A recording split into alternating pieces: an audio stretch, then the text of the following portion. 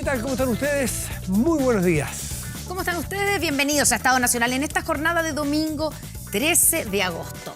Hoy estaremos conversando sobre la salida del gabinete del ahora exministro Giorgio Jackson, sus efectos y repercusiones. ¿Cuánto cambiará la relación entre el gobierno y la oposición? Estaremos también con el director de la Unidad Anticorrupción de la Fiscalía Nacional, Eugenio Campos, conversando del caso Convenio. Ya está sentado en la mesa. Las últimas pesquisas del Ministerio Público, investigaciones y renuncia de autoridades. Pero además, estaremos analizando con el superintendente de Salud, Víctor Torres, el futuro de las ISAPRES tras el fallo de la Corte Suprema, de la tercera sala de la Corte Suprema. ¿Está en crisis el sistema? ¿Qué pasará con los afiliados? ¿Habrá devolución de dineros? Aquí comienza Estado Nacional.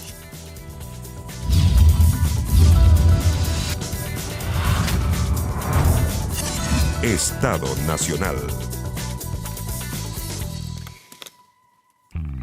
Bueno, ya lo habíamos anunciado y presentado el director de la Unidad Especializada Anticorrupción del Ministerio Público, fiscal Eugenio Campos. ¿Cómo está, fiscal? Muy buenos días, bienvenido a Estado Nacional. Muy buenos días a ambos, muchas gracias por la invitación y acá efectivamente a su disposición para poder colaborar. Bueno, y viene lleno de cantidad de anotaciones y de páginas porque nos imaginamos... Usted también me imagino que está tratando de hacerse un planograma con la cantidad de casos, de diferencias, de casos, aristas, montos, procedencias, nombres propios. Es un caso complejo, pese a que usted tiene una experiencia vasta en esto. Así es un caso complejo, un caso que también tiene una connotación nacional indudable, ¿no es así? Y tiene también una proliferación que a cada minuto van generándose también nuevas investigaciones. Esto nos ha permitido desde el día 1 tener un control respecto de las mismas. Ya, pero ¿tiene usted ya hecho como el mapa de cuáles son los convenios, cuáles son las fundaciones, cuáles son los ministerios involucrados o las corporaciones o las gobernaciones regionales? ¿Tiene un mapa completo o todavía sigue sorprendiéndose?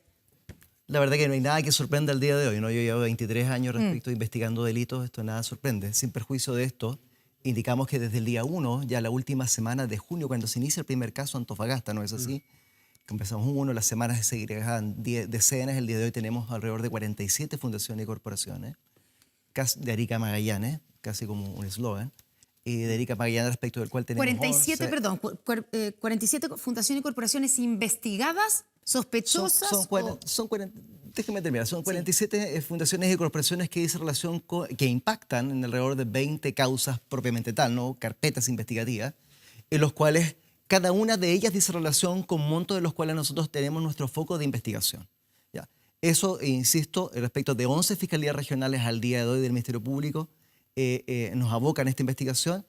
Por cierto, a la pregunta que ustedes me formulaban, tenemos un control, tenemos una planificación respecto a cada una de ellas, sabemos cuáles son los equipos investigativos y particularmente desde dónde salen los fondos respecto a los cuales nosotros estamos investigando. Los fondos, si uno mira, salen o desde gobierno central vía alguna seremía, pero es gobierno central, o gobernaciones, que es distinto. Y esto es importante aclararlo una y otra vez. Las gobernaciones son gobiernos regionales, que son autónomos, no es gobierno central. Dicho eso, ustedes están abocados a la investigación en términos genéricos país, y esa es una diferencia respecto de otros casos, porque hay veces que la fiscalía de una determinada región ve un caso y se parece mucho al de otra región, pero lo ve otro fiscal. Aquí, ¿hay alguien que está coordinando el mapa completo del caso? Así es, el fiscal nacional nos encomendó desde el día 1 la coordinación, cooperación y colaboración en cada uno del desarrollo de estas investigaciones. Tenemos, como señalé, de Arica Magallanes, el mandato que nos establece el fiscal nacional es establecer una uniformidad. Por cierto, tenemos patrones comunes, por cierto, respecto de los cuales nos interesa muchísimo de que gran parte de los fondos que recibieron estas fundaciones de corporaciones venían en un comienzo a través del mismo, ¿no? Ministerio de Vivienda y Urbanismo, para luego plasmarse, en este caso tener un correlato con gobiernos regionales. Pero también es importante indicar que tanto dineros del MIMBU como de gobiernos regionales tienen obviamente el Fisco de Chile como su bolsillo, ¿no? Claro, claro, claro. Y hablando de montos y de lo que usted dice, de patrones comunes, hoy se habla de 32.000 millones de pesos involucrados, ¿eso es correcto? A ver, ¿O es más? Acá lo importante es indicar 47 fundaciones y corporaciones que están siendo al día de hoy, 13 de agosto, investigadas por parte del Ministerio Público, respecto de los cuales inciden de fondos salidos del Fisco de Chile en el monto que usted acaba de indicar, ¿no? Ya. ¿Hay un patrón definitivamente? O sea, ¿hay un grupo de personas que se pusieron de acuerdo y crearon un sistema para defraudar? ¿O se trata de casos aislados que coinciden en que se parecen? Uno no debería de ser inocente pensando que son casos aislados, respecto de los cuales sí observamos que hay patrones comunes. Ya los hemos señalado, en este caso, constitución respecto de fundaciones y corporaciones de muy novata data, por no decir reciente. El segundo lugar, de carencia o una vaga experiencia respecto de lo convenido. El alto porcentaje de los montos involucrados. El punto de vista respecto de los cuales con no mucha experiencia y patrimonio de cada una de estas fundaciones o corporaciones. Y también el tema de las transferencias. Transferencias llama poderosamente la atención de montos millonarios, estamos hablando de centenares de millones de pesos, en un corto espacio de tiempo. Ya, a ver, dicho eso, tiene todo esto en común, ¿cierto? Pero por eso mismo uno se pregunta, ¿por qué pasa justamente ahora y por qué pasan todos en paralelo? Por eso le pregunto si no hay un grupo aquí, hay una mente o un grupo de personas que se sentaron a ver cómo defraudar al fisco y entonces organizaron, hagamos fundaciones, porque son todas, como dice usted, fundaciones novatas o recién creadas. Entonces, ¿por qué se crearon todas? ¿Es coincidencia que se crearon todas en distintas regiones para poder aplicar, digamos, y postular a estos convenios y a estos recursos? Yo creo que hay que partir de la base de lo siguiente, primero que nada, para responder esa pregunta. Y irse a la ley de presupuesto. La ley de presupuesto establece varios ítems o subtítulos. Siempre, por favor, tener presente los subtítulos 24 y 33 de la ley de presupuesto. Hasta antes del año 2021, el subtítulo 24 y subtítulo 33 se sujetaban a los controles del artículo 23 de la ley de presupuesto. Como el nombre lo indica, varios controles, tomas de razón por parte de la Contraloría al momento de ejecutarse un programa convenio, al aceptarse su planificación, más bien, como bien dice, un tema de mayor control. Es un símil, en definitiva, para la ciudadanía que nos está viendo y escuchando el día de hoy, cómo sacar un crédito de fines generales. En definitiva, donde uno tiene una carta GAN, tiene determinadas garantías respecto a las cuales debe rendir, se tiene que visar efectivamente el avance que tengo para poder recibir esta otra cantidad de dinero que queda todavía insoluto del programa. Pues bien, esa parte de controles, en definitiva, a partir del año 2021, está en ausencia o con una determinada opacidad respecto del subtítulo 33, en donde, en definitiva, lo que teníamos entre el 24 era un mayor control, en el 33 no es así. Está regido más bien por el convenio, una especie de no sé si llamarlo plenipotenciario o no, del jefe de servicio para celebrar convenios. Si celebraba convenios, en este caso transferencias por subtítulo 24, más bien, ¿qué es lo que tenía acá? Un control de legalidad con la toma de razón del acto administrativo propiamente tal, ¿no es así? Pero sin embargo, respecto del subtítulo 33 ya no es así, donde acá era el tema del el concurso público el que regía, acá tenemos más bien del trato directo. Y respecto del trato directo, en definitiva, permitía el face-to-face, perdónme la expresión, respecto de celebrar contratos. Y también es importante indicar los montos respecto a los cuales se sujetaban un tema de control de toma de razón. Es así, por ejemplo, que tenemos transferencias con un determinado rango, en este caso son alrededor de 5.000 unidades tributarias mensuales, más o menos para que nos hagamos una idea, alrededor de 315 millones de pesos, ¿no es así? Si yo sobrepasaba esa suma, esa cantidad o esa barrera, me sujetaba al control precisamente de la Contraloría General de la República.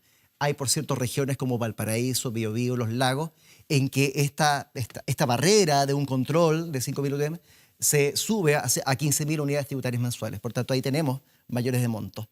Pero son circunstancias que se aprovechó en el 2021 en adelante. Ya, pero solo entonces, dicho en buen chileno, a partir del 2021 se bajan los filtros, se bajan las regulaciones y esto hace posible este mecanismo de defraudación que estamos viendo. Nosotros creemos que respecto de un determinado, no sé llamarle relajo, ¿no? Una cierta opacidad en la administración de los fondos, da cuenta de la proliferación de convenios entre fundaciones y corporaciones. Ahora bien, el apellido de defraudación es el objetivo propiamente tal desarrollo de la investigación. Que es muy interesante, porque usted dice 2021 y esa fecha es importante, políticamente es bien clave qué año estamos hablando, ¿no es cierto? Porque uno la podría decir, ¿cuándo partió esa práctica que usted dice? ¿En qué gobierno? ¿En qué administración? 2021, si no me equivoco, es la administración anterior. Sí, Sebastián Piñera. Hay que tener presente que la ley de presupuesto se aprobó un año para ejecutarse del otro. Ok, Sí. ya, pero eso había sido aprobado entonces en la ley de presupuesto del 2020. Para ser claro, respecto de este punto, fundaciones y corporaciones, gran parte de ellas se constituyen en el año 2022. para recibir Por fondos y eso, es transferencias que- Las 2022, fundaciones. 2023. Exactamente. Es Pero que lo que permite esa ese práctica- relajo. Claro, pero quiero que usted nos diga bien claro. Usted dice, de allí cambia, por así decirlo, el contexto regulatorio, la forma de operar. Pero ¿desde cuándo ustedes empiezan a ver acciones delictivas? Porque el que permita que haya más trato directo, face to face, como dice usted, no necesariamente lo hace delictivo. Puede hacerse de manera transparente, puede hacerse de manera justificada la entrega de recursos y como una manera de hacer gestión más eficiente de los recursos públicos. Puede ser, eso tendrán que investigarlo, pero ¿desde cuándo ustedes ven operaciones, puedo hablar bien en chileno, más bien truchas, más bien de arreglines, más bien de fachadas, de llegar hasta cierto límite para no tener que rendir a Contraloría y hacer 2 contratos en vez de uno grande? ¿Cuándo empiezan a haber malas prácticas? Porque lo que usted nos narra 2021 es una mala práctica o es acomodar al fisco para poder gestionar mejor los recursos. Lo que yo señalo son hechos. Probablemente la ley es un hecho, por si en este caso que pasa en un parlamento respecto de lo cual yo hice hincapié respecto al subtítulo 24 y subtítulo 33, que claramente también el señor Contralor General de la República lo ha explicado, ¿no es así? Y eso en definitiva es la coordinación que tenemos con la Contraloría General de la República en estas investigaciones de carácter penal. Ahora bien, determinar de que eso puede ser una maquinación, de que eso es propiamente del desarrollo de la investigación.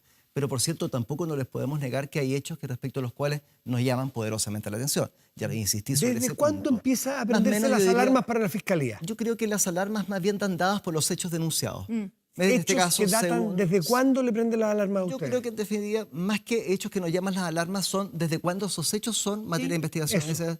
Ese segundo semestre de 2022 en adelante, ¿no? Ya. O sea, las prácticas que a ustedes les llama la atención y los llama a investigar son o datan de segundo semestre del 2022. Me atrevo a indicar que yo creo que en un porcentaje alto, por no decir más, si usted me lleva a una cifra, un guarismo, diría que más del 70% se asilan desde el último semestre del año 2022 en adelante, ¿no? O sea, es recién, es muy reciente. Así es, y en este caso tenemos algunas respecto a los cuales dan los primeros 3 meses del año 2023 también. Disculpe, coincide con la baja ejecución o con el periodo de ejecución presupuestaria de los ministerios de las reparticiones públicas? Porque ver. muchos que conocen el funcionamiento del Estado, en un gobierno u otro, dice que estos apuros siempre vienen al final de los años o de los ejercicios, porque se sabe que plata no ejecutada muchas veces corren los riesgos de que en el presupuesto del año siguiente no se las asignen. Entonces empieza un apuro Lo conozco perfectamente, sí, efectivamente. ¿Le calza, secretario? Sí, efectivamente, lo podríamos llamar también como un patrón común que se ha podido dar cuenta en este tema, ¿no? En el tema de la ejecución presupuestaria de cada uno, por ejemplo, de gobiernos regionales, donde llama poderosamente la atención algunos sobre otros. ¿Cuál le llama a usted la atención? Algunos sobre otros. El caso de los Efectivamente, lagos, por ejemplo.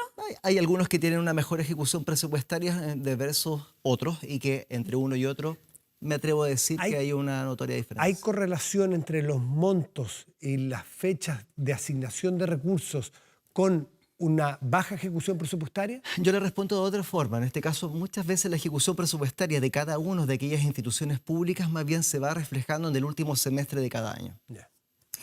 Quiero preguntarle una última cosa acerca de esto de los patrones comunes, porque usted dice, ok, la mayoría de los casos, el 70% desde 2022, segundo semestre, algunos incluso en los primeros 3 meses de 2023, pero el relajo regulatorio de alguna manera y de los filtros es data del 2021, ¿cierto? El ¿Estamos tema bien de, con sí, estamos bien dando cuenta, sin embargo, que se trata de la ley de presupuesto que se ejecuta en 2022. Se ejecuta 2022, pero se decide o se hace esos cambios el 2021, en la administración anterior, como para tener... Sí. Hay un punto de inflexión. ¿La irregularidad las ve en el diseño presupuestario o en la ejecución? No veo irregularidades, lo que constato es un hecho, respecto del cual ya no tenía el mismo control que tenía el subtítulo 24 anteriormente. Ya. ¿Los ¿Usted? hechos a investigar tienen que ver o tiene una eventual ilegalidad o irregularidad en el diseño presupuestario o en la ejecución del mismo? A ver, hay que más bien dar cuenta de una opacidad en la administración de la ejecución de los mismos. ¿Y esa opacidad viene desde el diseño de la política o desde la ejecución de la política? Solo insisto sobre ese punto, dando cuenta de que hubo una modificación, un determinado, en este caso, ausencia de controles que teníamos antes. Ya, y frente a esa ausencia, que empieza, como se dice, se ejecuta el 2022, de nuevo se me surge la idea de, ¿es coincidencia? Usted dice, es difícil pensar en una coincidencia, que toda esta gente que crea fundaciones nuevas para postular a recursos, tanto de los gobiernos regionales como del gobierno central a través, por ejemplo, de la Seremía, se le ocurre solo, sabiendo, me imagino, que se relajó el sistema, porque si no, ¿por qué? Para poder montar estas fundaciones, para poder sacarle o ganarse los recursos del fisco. Todo surge junto. ¿Por qué? Ahí es donde uno dice, ¿pero es coincidencia esto? ¿O hay un grupo de gente que se puso de acuerdo porque vio esta ventana de oportunidad en el relajo de la regulación de los traspasos de dinero? Yo creo que todas las anteriores, ¿no es así? Nosotros tampoco no podemos pecar de inocencia dando cuenta de que efectivamente es 1-1. También tiene que ver el fenómeno completo, ¿no? Estamos hablando de, no es no menor, fundaciones y corporaciones que tienen casi una extensión nacional, ¿no es así? Y respecto de los cuales algunas fundaciones participan en más de una región. Y por tanto ahí tenemos una respuesta a su pregunta dando cuenta de que obviamente debería existir un mayor conocimiento, pero esa cuestión nos va a ser materia de la investigación y lo estamos también investigando. ¿Cuánto más puede escalar este tema fiscal? Hoy hablamos de funcionarios, de seremis involucrados, también de gobernadores regionales, alcaldes. ¿Cuánto más podría escalar en términos de funcionarios públicos y autoridades? Bueno, efectivamente aquí el Ministerio Público lleva cada una de estas investigaciones y no va a dejarse de investigar ninguno y cada uno de los hechos. Lo hemos señalado con fuerza, el fiscal nacional lo ha indicado claramente, caiga quien caiga, ¿no es así? En definitiva, aquí no hay persona ni grupo privilegiado respecto a esta investigación. Si encontramos, vamos a ir por todo. Eso lo señalamos con claridad. Ya, por ejemplo, el ministro Montes, el ministro de la Vivienda, ¿ya declaró? ¿Va a declarar? A ver, también, nosotros como Ministerio Público no andamos publicitando nuestras diligencias de investigación. Para el éxito de aquellas, necesitamos ejecutar la reserva, ¿no es así?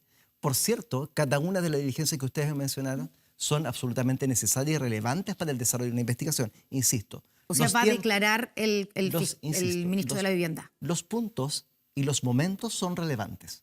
Y sobre ese punto, yo efectivamente no puedo andar, porque sería muy irresponsable de mi parte decir, mire, sigue y la gente se entere en definitiva por un medio y no por el conducto regular y conforme a la ley. Pero sí le puedo indicar que no dejaremos de hacer ninguna de aquellas diligencias absolutamente necesarias para esclarecer estos hechos. En cuanto a ministerio, el foco ha estado puesto con mayor énfasis por los montos en vivienda.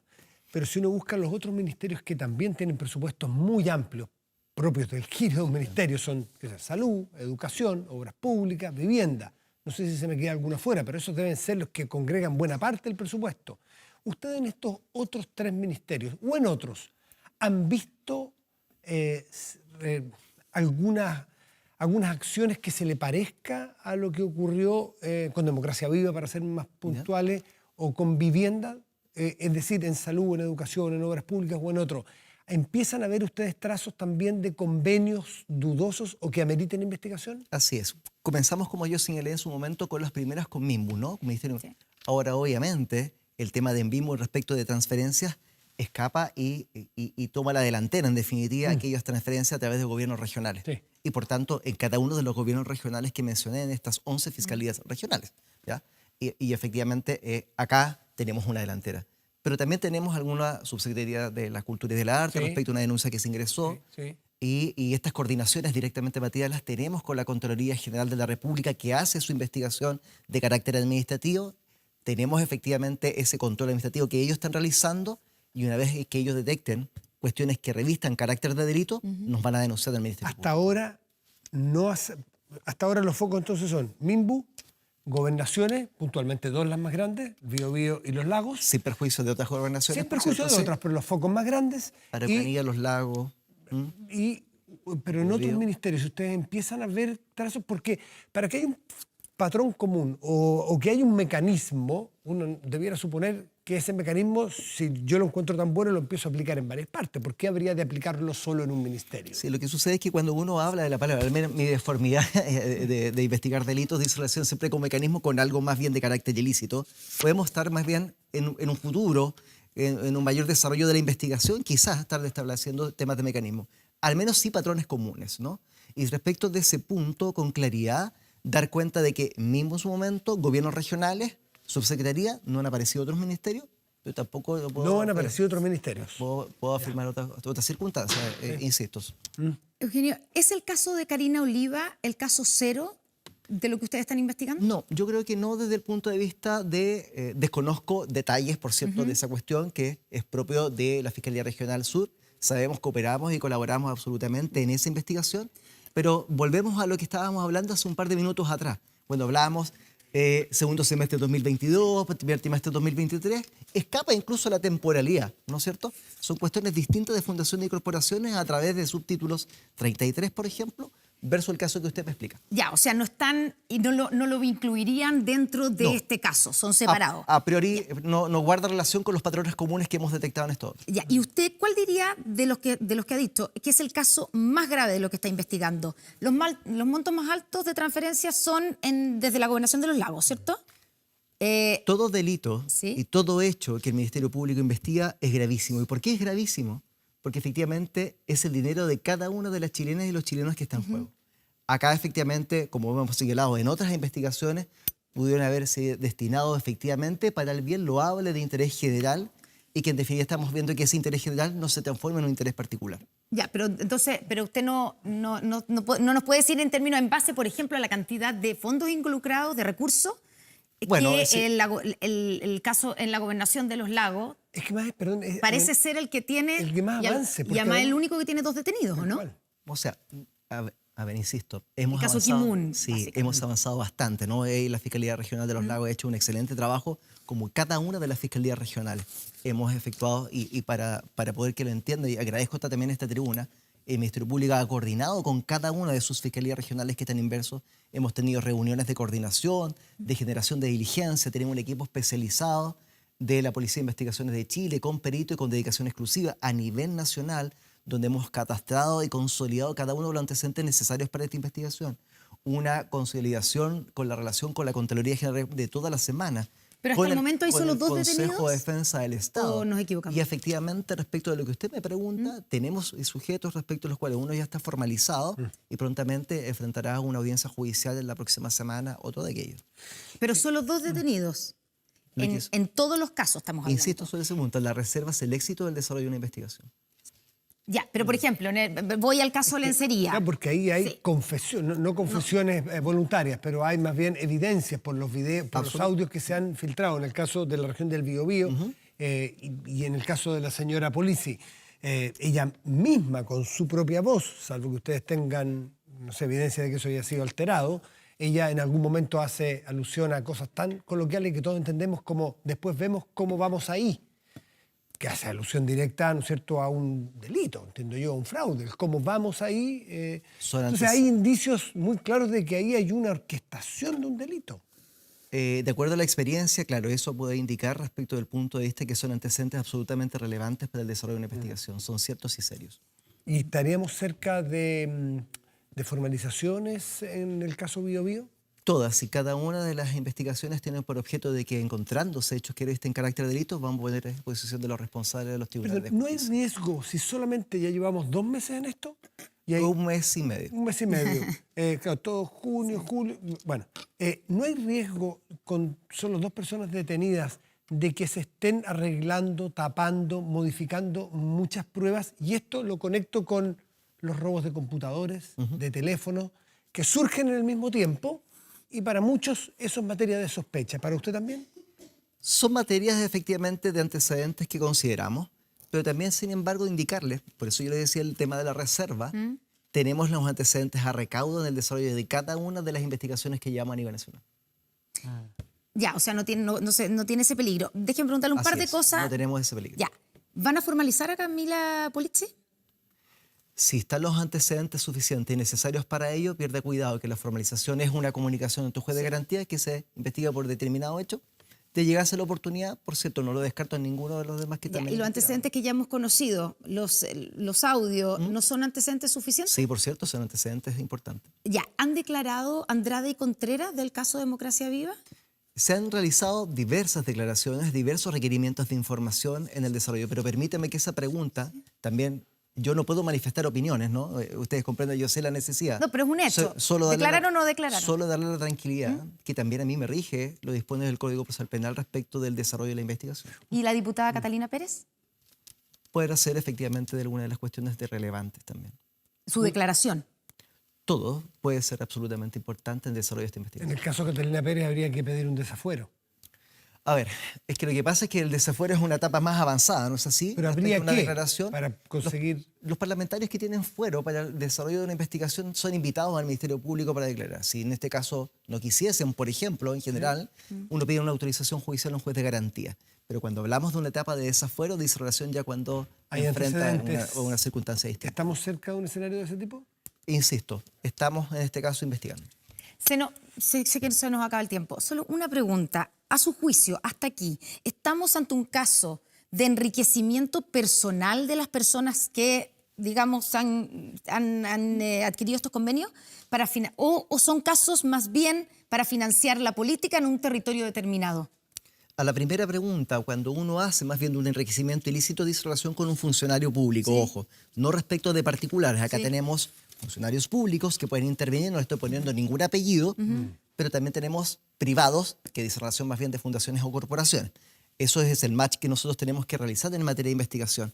Y cuando uno habla de un enriquecimiento ilícito, una vez el terminado su, comillas, mandato o ejecución y ver, usted entró con 0 y terminó con 500. Ahí hay algo que tenemos que ver, ¿no es cierto?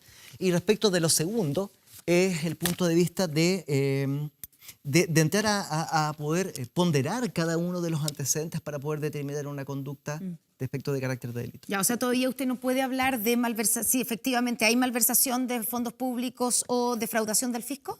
A ver, los delitos respecto a los cuales nosotros nos encontramos investigando dice relación, entre otros, con aspectos de fraude al fisco, malversación de caudales públicos, eventualmente temas de lavado de activos. De hecho, muchas investigaciones se encuentran bajo el secreto, un secreto reforzado de la ley de activos, negociaciones incompatibles, entre otros. Por lo visto queda mucho por saber. Hablo mucho de reserva, hablo mucho de ya llegará el momento, así que seguiremos expectantes y siempre estará invitado aquí para ir viendo los avances de las investigaciones. Fiscal Eugenio Campos, muchas gracias por estar aquí. Le agradezco a ustedes la tribuna y por darle la tranquilidad a cada uno de los chilenos y chilenos que el desarrollo de investigaciones que está desarrollando el Ministerio Público son necesarias. Sabemos la necesidad, sabemos la connotación y permítanos también los ritmos procesales para ello. Muchas gracias por haber venido. Nos vamos a la pausa. Ya estamos de vuelta con nuestro panel político, Panel, comentando además. Porque están sucediendo cosas en la política. Exactamente, la salida, por de pronto la salida del ahora exministro Giorgio Jackson. Ya volvemos. Estamos de vuelta en Estado Nacional. No pierdas más el tiempo y cámbiate hoy a Rex Más, el mejor software de remuneraciones de Chile. Cambiarse a Rex Más es un proceso rápido, fluido y fácil, dicen ellos. ¿Y la competencia hace cuánto te tiene esperando? Bueno, en Rex Más dicen que trabajan comprometidos con entregar el mejor servicio. Conoce más en rexmas.com. Y ya estamos con nuestro panel político, diverso, muy, digamos, con una mesa llena hoy día para debatir, porque hay harto que conversar. Partimos representando a Jaime Belolio, ¿cierto? Ex ministro, Cristian Valenzuela, director ejecutivo de Ideas Republicanas. Bienvenido a los dos por este lado. Por este otro lado, Juan Luis Castro, senador del Partido Socialista. Camila Rojas, diputada de Comunes y jefa de bancada del Frente Amplio, ¿cierto? Sí, jefa. Jefa de bancada, sí. Y el senador Iván Flores, senador de la Democracia Cristiana. Muchas gracias también por estar con nosotros esta mañana, donde hay tanto que conversar. Partiendo, obviamente, por la salida del ahora exministro Giorgio Jackson. ¿Están felices hasta el lado? ¿Quién ganó? ¿La UDI o republicano? Jaime, contesta la pregunta. A ver, primero, a mí no me produce felicidad que ¿No? salga o no salga Giorgio Jackson. Yo creo que es mejor para el país, eso es distinto. Él debió haber renunciado hace mucho rato atrás, probablemente se debió haber ido cuando salió de la SECPRES. Y se fueron acumulando varias cosas que finalmente tienen en él una... como la válvula de escape, o sea, la tesis de que los primeros 6 meses de gobierno estuviera completamente detenido para que todo dependiera del plebiscito y de la nueva constitución, la tesis de Giorgio Jackson que dijo inclusive antes de asumir. Luego también, que es algo que molestó dentro del mismo gobierno, esto de los círculos concéntricos, en donde habían algunos que podían estar ahí al medio y otros no, digamos que estaban más afuera. Y ya finalmente la guinda de esa torta inicial era obviamente esto de la superioridad moral ad eternum, digamos. Ahora, a todo esto, entre medio, la semana pasada, el ministro Marcel también se pegó un Jackson. Cuando dijo de que él era el mejor de los mejores y su... No, dijo que su... No, pero primero él se subió a un pedestal imposible y después dijo que inclusive ella era mejor que él. Pero bueno, La dejemos directora eso de de lado. presupuesto, Javiera Martínez. La directora de presupuesto, que tengo una buena opinión de ella, pero bajemos un poquito esos cambios. Y entonces el ministro Jackson concentra por varios años la animosidad de varios parlamentarios. Creo que fue un muy mal ministro de Sexpress, creo que fue un muy mediocre ministro de Desarrollo Social. Y empezaba a tensionar lo que ocurría dentro del propio gobierno. Entonces, la salida a mí no me pone contento. O sea, a mí no soy de esos que celebra porque alguien cae como en desgracia. Lo que sí creo que era necesario para abrir el diálogo.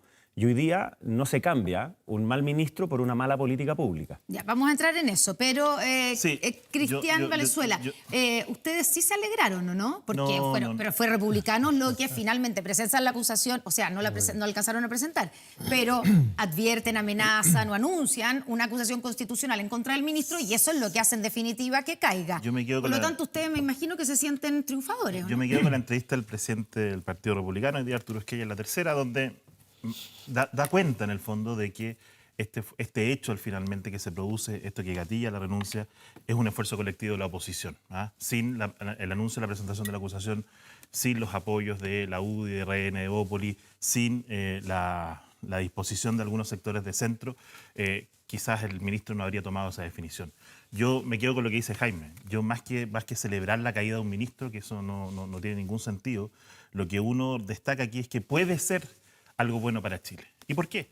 Porque, en concreto, y algunos de los panelistas también lo van a compartir, el gobierno estaba paralizado, completamente paralizado.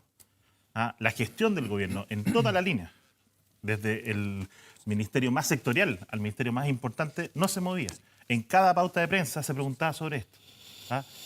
Yo hoy escribí una columna y lo planteo así: independiente de la justicia o injusticia del hecho, el ministro, a ojos de la ciudadanía y a ojos de la política también, era el rostro de la corrupción, era el rostro de la responsabilidad política que había que ejercer. Y lo que finalmente hace con su renuncia, y que el presidente toma finalmente y acepta, es hacer cuenta de esa responsabilidad política. Ojalá que a partir de los próximos días veamos a disposición del gobierno avanzar en todos los temas urgentes que tiene que avanzar y a la política de seguir conversando y resolviendo los temas urgentes para los chilenos. Camila Roja, Jaime Belolio dijo, mal ministro Sexpress, mediocre ministro de Desarrollo Social. ¿Tenía defensa, Giorgio Jackson? Evidentemente, el ministro el día que se señaló que se iba a realizar una acusación constitucional, de hecho, estaba sacando adelante la agenda del Ministerio de Desarrollo Social. Ese día aprobamos un proyecto que tiene que ver con inclusión laboral para mejorar la ley actual. Por lo tanto, el ministro estaba trabajando. Y quiero decir qué es lo que concentra, a nuestro entender, el ministro Jackson. El ministro Jackson fue dirigente estudiantil en el 2011, uno de los principales líderes de esa movilización. El exministro Jackson ahora fue quien fundó un partido político nuevo en Chile, Revolución Democrática, y ha tenido un rol muy importante en la necesidad de que en Chile podamos avanzar en derechos sociales. Ese es para nosotros el ministro Jackson, y evidentemente cuando se ha puesto en tela de juicio, sin pruebas, cuando se le ha injuriado respecto de delito, lo que se ha intentado es manchar su imagen. Y yo me alegro de que no estén celebrando, porque la única razón que tenemos los políticos para celebrar es cuando se avanza en políticas sociales. Con el royalty nosotros celebramos, con las 40 horas nosotros celebramos, pero ante la caída de un ministro, Ustedes celebraron yo todas las acusaciones evidentemente constitucionales del periodo pasado. creo, yo no te interrumpí, evidentemente creo que no hay razones para celebrar, y sí creo que lo que hizo el ministro es un gesto importante, y espero que la derecha cumpla con su palabra de no seguir torpedeando y entorpeciendo el debate público en asuntos tan importantes como pensiones y la reforma tributaria. Senador Castro, usted fue uno de los más críticos de ese lado, digamos, ¿cierto?, del socialismo democrático y del oficialismo, pero ha sido uno de los más críticos con el ministro Jackson. ¿Está satisfecho con esta salida? Yo nunca le he pedido la renuncia. Quiero ser enfático en eso. Pero ha sido crítico. Otro colega mío Sí. la pidió, ni tampoco injuriado, ni le ha adjudicado delito. No, yo dije que ha Pero, sido crítico. Sí, he sido crítico respecto de qué. De que hoy día la salida del exministro demuestra que se acabó el blindaje en el gobierno. O sea, Había blindaje. no hay ministro. Había blindaje con el ministro Había una Jackson. atmósfera de que era posible que algunos tuvieran mucho más por su cercanía, por ser aliado estratégico, tener un camino más largo que recorrer. Sin embargo, esto marca un antes y un después. Esto es muy doloroso para el presidente Boris, para el Frente Amplio. Esto marca una inflexión que debería ser recogida, espero yo, por la oposición en cuanto a que haya un clima. No digo un acuerdo todavía, pero un clima que permita concluir. Y tercero, este es el tercer movimiento, ojo con esto, de este año de carácter unipersonal de cambios en el gabinete. En enero fue la ministra de Justicia y el jefe de gabinete. En marzo hubo un cambio más general de subsecretario. En junio salió el subsecretario de redes por los problemas que hubo y ahora salió el ministro. O sea, esto habla de que, a mi juicio, más allá, mirando un poquito más allá, aquí tiene que haber una definición de qué se quiere en la segunda mitad del gobierno, con qué equipos y de qué forma se saca adelante una cierta agenda programática que tenemos que cumplir, pero que tiene que ser sobre la base de la realidad. Y creo que en eso libera de algún modo al presidente buscar todos los caminos y los acuerdos posibles de poder entenderse para saber qué es lo que se va a hacer finalmente en este gobierno en la etapa que resta. Senador Flores, ¿usted cree que con esto debiera como efectivamente haber como un antes y un después y ahora que empiece a moverse, por ejemplo, las reformas de pensiones, reformas tributarias, qué es lo que espera? Bueno, en primer lugar, yo no voy ni a santificar ni a crucificar a Jackson. Creo que ha sido parte del ejercicio político y quienes estamos aquí somos actores políticos. Yo le pediría... Sin llorar, como se dice. Y es así, sin llorar. Y en esa misma línea yo le pediría a mis colegas de la derecha que sinceremos el discurso, porque claramente lo que se buscó fue un pato de la boda. Y fue muy dura la postura de la derecha en contra de Jackson como símbolo de que el gobierno podía ser perforable, ¿no? Siempre se dijo de que cuando alguien va detrás de una autoridad, la autoridad no puede ceder a la presión de quien la está pidiendo porque entonces es una señal de debilidad y dejar de gobernar. Bueno, en este caso el gobierno no le quedó otra que aflojar porque además el gobierno tiene dos problemas. Primero, está en un momento muy crítico de su propia gestión, hay una serie de imprecisiones, una serie de errores no forzados. Para nada colaboró esto de las transferencias que golpean claramente al partido eje del gobierno desde el punto de vista del Frente Amplio, pero también cuestiona todos los procesos de descentralización y algunos esfuerzos. Con esto se quedó congelada la ley de descentralización, renta regional y lo demás que habían presentado esos 2 meses. O sea, ¿qué quiero decir, Connie, si me lo permite? Quiero decir que si no pensamos en que tenemos suficiente tensión y tenemos suficiente necesidad, hoy día estaba revisando en el auto para acá, miraba cifras y vemos cómo la ciudadanía sigue marcando con nitidez los problemas de seguridad, los problemas de salud, los problemas de costo de la vida, reactivación económica, y ahora aparece un nuevo factor que no estaba, que es la corrupción. La verdad es que estamos bastante enredados, entonces no hay ninguna otra posibilidad si es que no nos juntamos los distintos actores políticos con un poquito más de generosidad, así de simple. ¿Recogen el mensaje ustedes, digamos, de la oposición, lo que les han dicho, que, digamos, háganse cargo de que ya, lograron lo que querían, salió Jackson? Lo que pasa es que yo entiendo el punto del senador, pero aquí hay una realidad que es la que está sobre la mesa. ¿Ah? Aquí la corrupción está. ¿Ah? No la inventó la oposición, ¿ah? Salvo que haya sido una obra maquiavélica del gobierno de Jaime Del Olio que cambió y flexibilizó las normas para que después se robaran todo. Hay muchos santos vendiendo cruces. Por eso, pero que aquí se prepararon 2 años antes para que el Frente Amplio hiciera esta máquina, mecanismo. Yo no lo creo así. ¿Ah? El punto es, los casos existen. La ciudadanía ya tenía un juicio sobre esto. Entonces, si queremos avanzar en las reformas, bueno, no podíamos avanzar con el ministro, entonces adjudicarle a la oposición como que nosotros no tenemos mayoría en la Cámara. Recordemos que hace pocos días se eligió un nuevo presidente de la Cámara que no es de derecha precisamente, entonces hay un problema no solo con los votos de oposición, también con la gente de centro, con la democracia cristiana eventualmente, porque tampoco habían manifestado oposición en esto. Entonces, adjudicarle a la oposición como que estrategias espectaculares para sacar ministros como que uno quiera, no.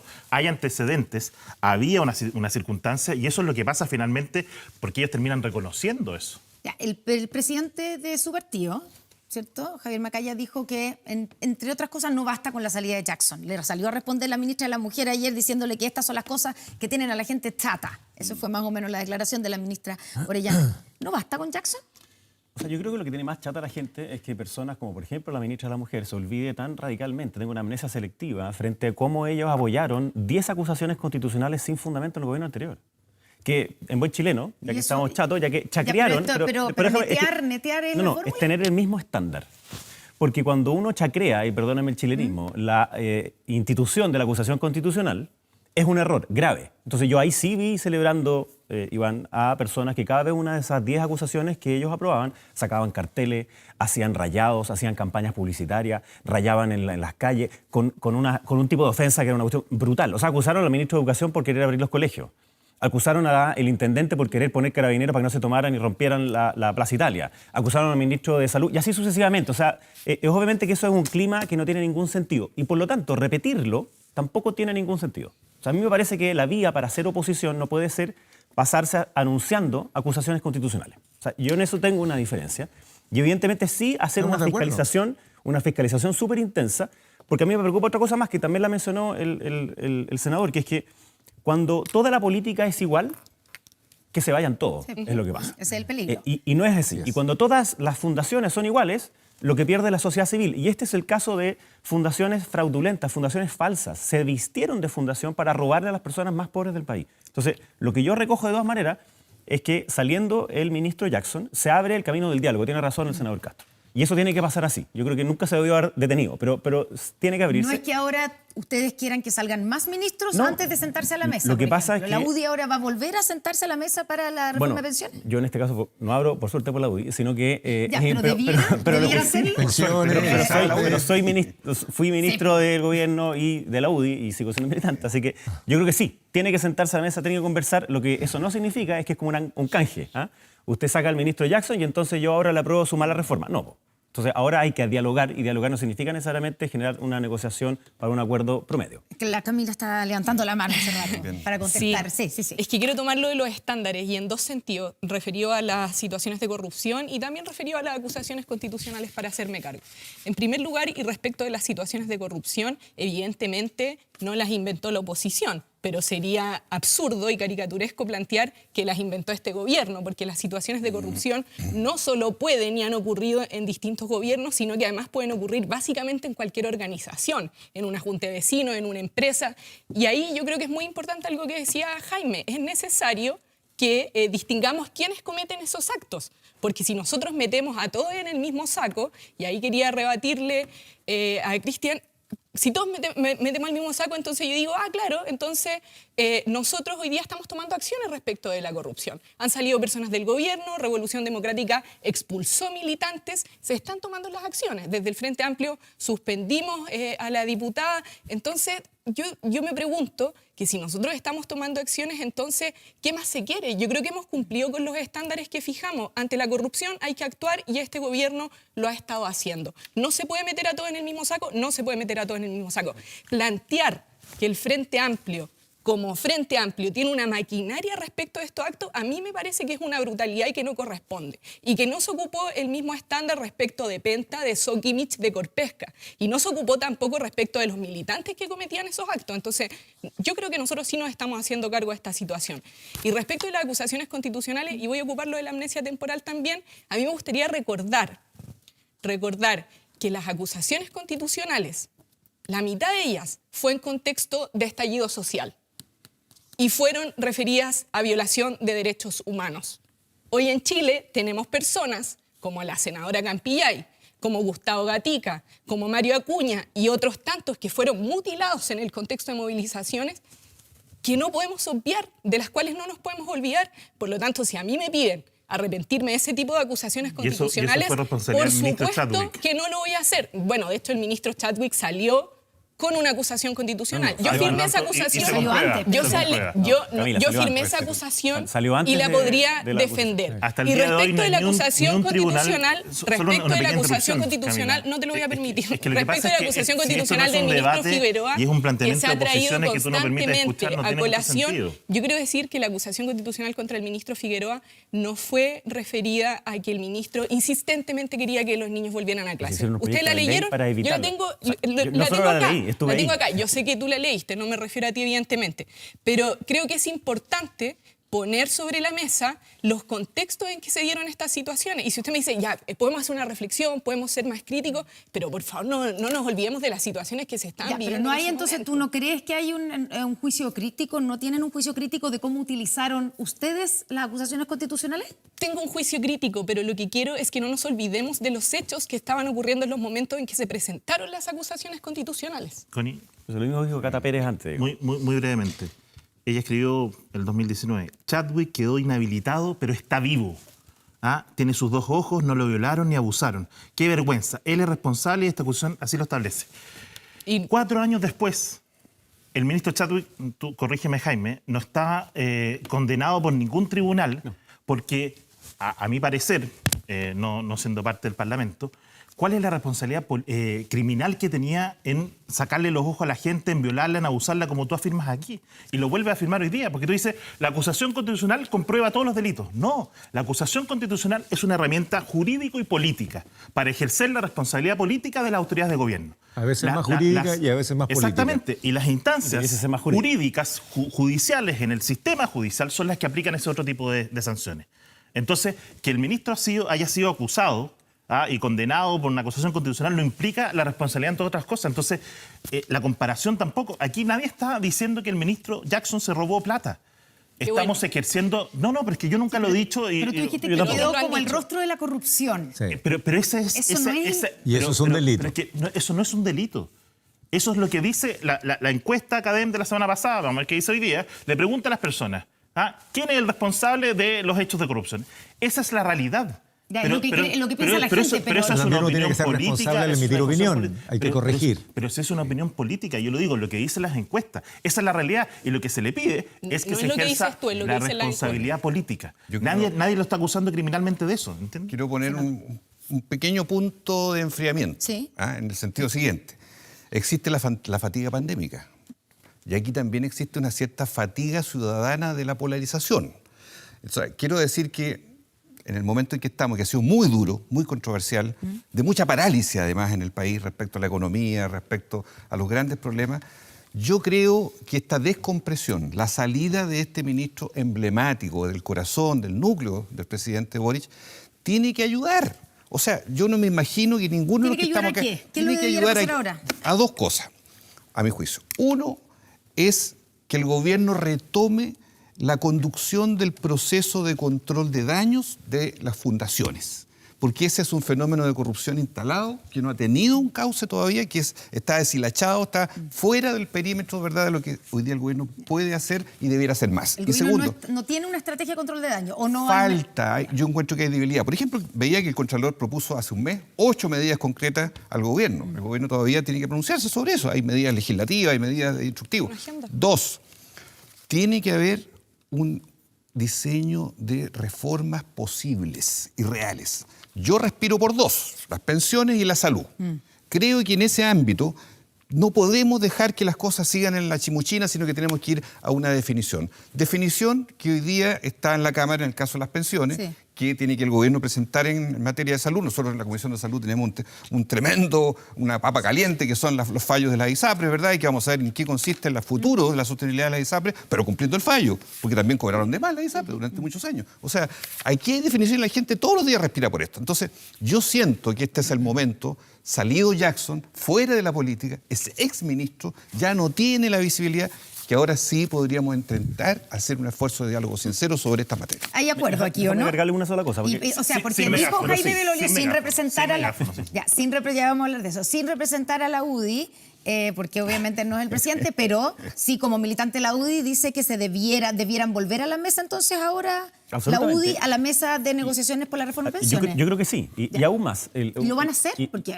Mañana mismo. Yo espero que sí se haga y que al menos lo que he visto y he escuchado de... Póngale los fecha, porque si no estamos dirigentes- como el gobierno. De los dirigentes de Grande la directiva. anuncio Es que yo no soy el y sin vocero de la fecha. directiva, pero por eso hay que Que llame preguntarle a a Javier ellos. Macaya ahora y le exija Asuma. que vaya mañana. Vamos a hablar con Javier. Pero sí, lo que se ha dicho es que se abre obviamente la opción del diálogo sin que significa aprobar al tiro. Pero déjame una cosa adicional porque yo creo que tiene toda razón el senador Castro. Y yo lo he contado aquí también, en uno de los estudios que hicimos también en la universidad donde estoy, es que las personas se ven a sí mismas en un futuro muy corto, en un futuro de muy corto plazo. 3 meses máximo nos decían en septiembre pasado. Cuando eso ocurre, solo te queda espacio para lo cotidiano. Es decir, la seguridad en el amplio sentido de la palabra, no solamente la delincuencia, sino que las certezas que tienes en el tránsito hacia el colegio, hacia tu trabajo, lo que fuera. Y luego vienen estas materias que bien dice el propio senador, que tienen que ver con salud, que tienen que ver con las pensiones, que tienen que ver con dar certezas de futuro. Entonces, la política cuando no tiene futuro largo, cuando no se imagina junta en el futuro, solo pelea, solo hay conflicto, no hay cooperación. Yo creo que esto lo que hace es que da un respiro para que pueda haber espacios de cooperación y de un plazo más largo, como por ejemplo lo que necesita pensiones y salud. Connie, Senador Flores. Connie, yo venía leyendo ahora en la mañana en el auto cifras que tienen que ver con algo que le duele mucho a la ciudadanía porque no tiene cómo resolver.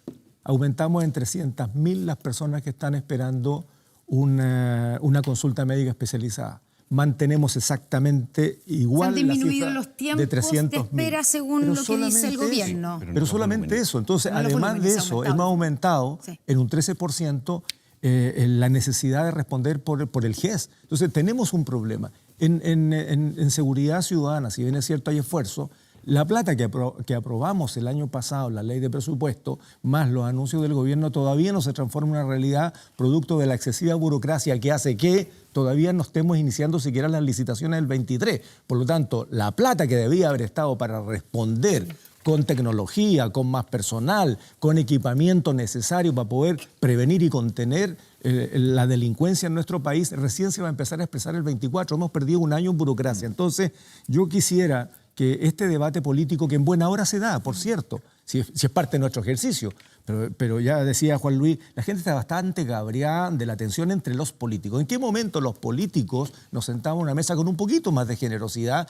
el gobierno con un poco más de autocrítica, porque tienen que reconocer que ya hicieron el noviciado, espero que hayan terminado de hacer el noviciado, que se termine el campeonismo, de que aquí nosotros venimos con una propuesta refundacional donde nos vamos a llenar de aplausos y entendamos que la conducción del país tiene que ser para todos. Y en ese contexto, Chile hoy día, en coyuntura de seguridad, de salud y una crisis económica, pese a lo que dice el ministro Mancel, que la economía se va recuperando, la verdad es que el costo de la vida, la verdad es que las altas tasas de interés, la verdad es que la disminución de la actividad económica, la verdad es que no entregan un futuro demasiado promisorio en el corto plazo. La gente está asustada. Está asustada. Los bancos se han parapetado, en fin. Entonces, ¿cómo hacemos para que entre todos vayamos resolviendo los problemas?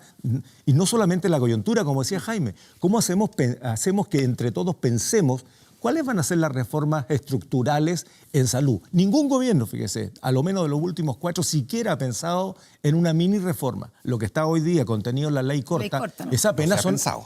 a ver, vamos a fortalecer no se han aprobado. FONASA, Exactamente. vamos a darle más dientes y atribuciones, vamos a regular al mundo privado, vamos a tener que ver esta verticalidad entre las ISAPRE y las clínicas. Sí, está bien, eso es lo inmediato. Pero, ¿qué estamos pensando? ¿Vamos a seguir con la política del retail?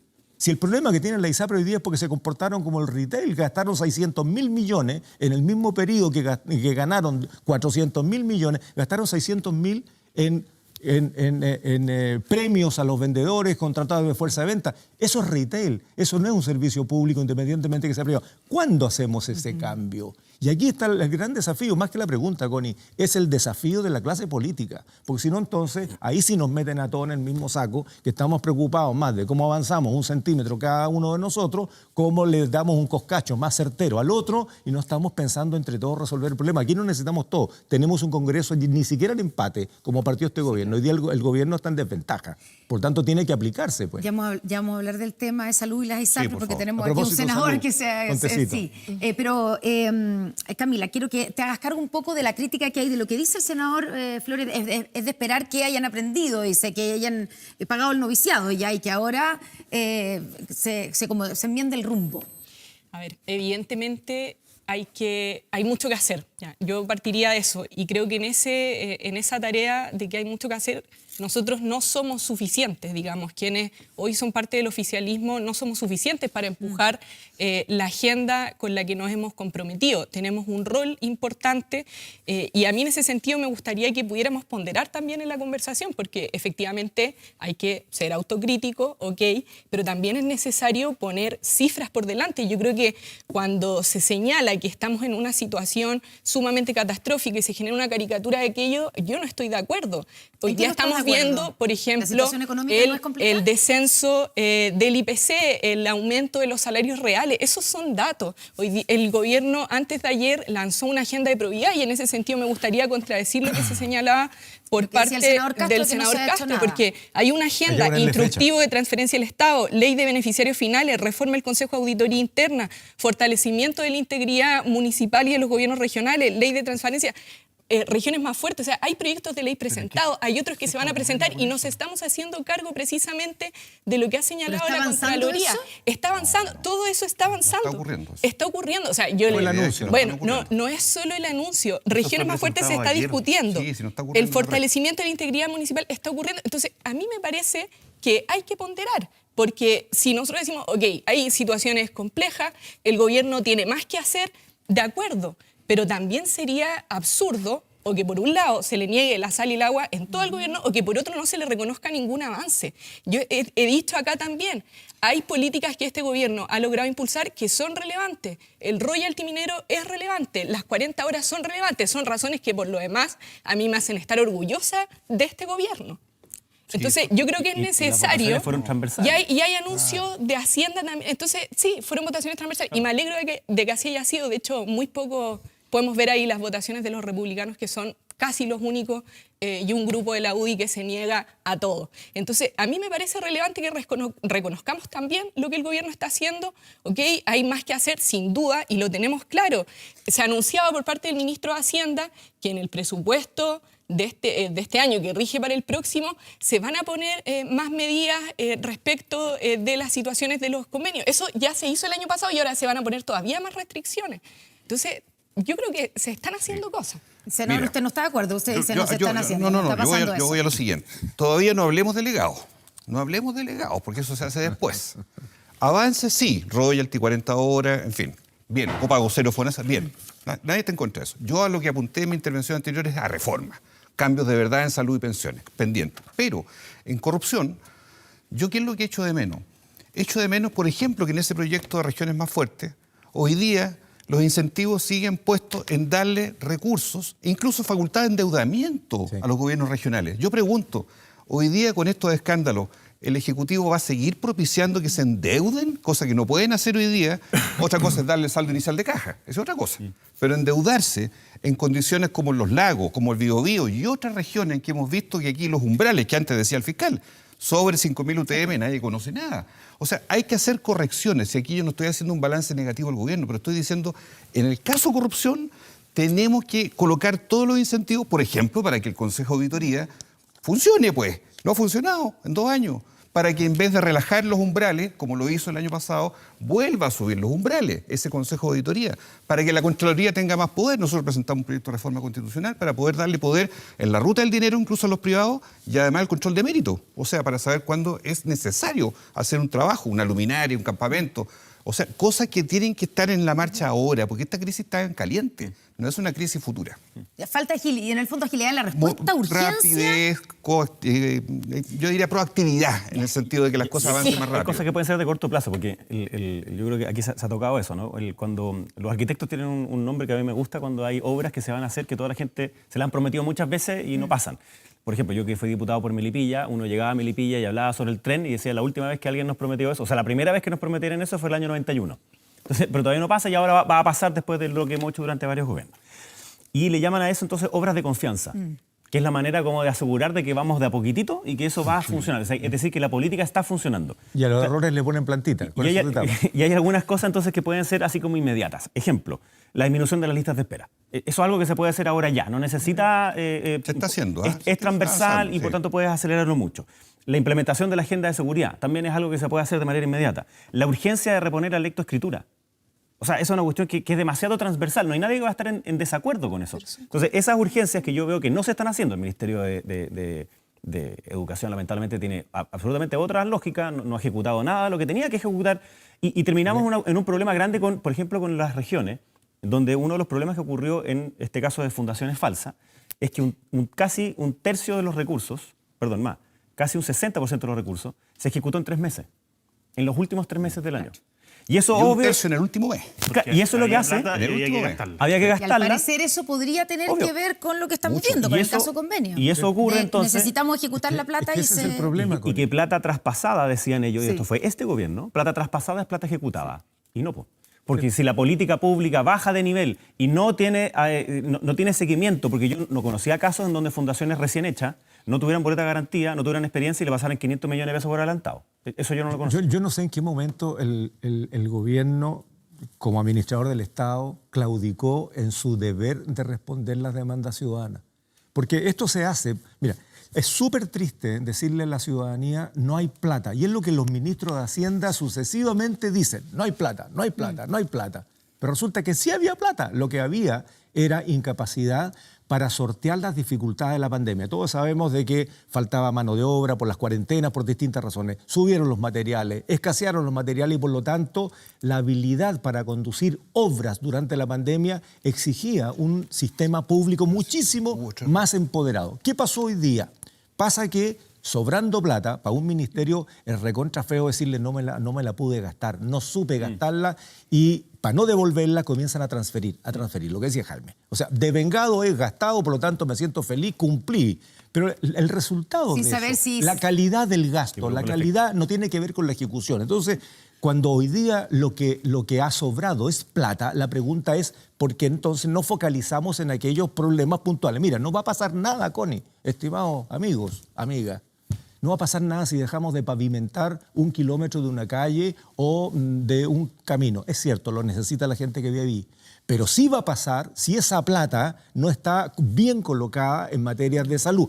El colega Castro decía, sí, estamos recuperando la lista de espera. Mira, están trabajando los fines de semana. Pero subimos 300.000 las personas que necesitan especialidad. Seguimos teniendo 400 días para una respuesta quirúrgica. Entonces, coloquemos la plata que está en donde realmente se necesita y no en cuestiones superfluas o secundarias. Ya, señor Es re Castro, simple. después No hay una Cristian y receta después la mágica. diputada. Un punto, Ya. quiero A marcar ver. un solo punto que es un error que se puede corregir. Se hizo una apuesta de compromiso muy férreo con los gobernadores regionales. Una institución nueva. Para que le dijo, descentralizar. démosle poder, démosle plata, bajémosle Ocho los están umbrales. siendo investigados. Creo que eso es un error. Hoy día la ruta del transferida. dinero no es fiscalizable cuando llega a privado o cuando hay discrecionalidad, como la tienen sobre las 5.000 UTM, etcétera, etcétera. O sea, los grandes chascarros están ahí. En los gobiernos regionales. En cuanto a que se delegó una confianza muy de la moda, muy de la oleada, pero que no iba con responsabilidad. Hoy día un core, Connie, pesa menos que un concejal, pues. Perdónenme, antiguamente Y eso que ha reflejado tenía hoy un día rol no- ecualizador, fiscalizaba. En lo Hoy que día, sale en el Mercurio hoy día hay respecto de mucha discrecionalidad en lo que el gobernador dice, que le reparte a todos. ¿Y quién marca esa ruta?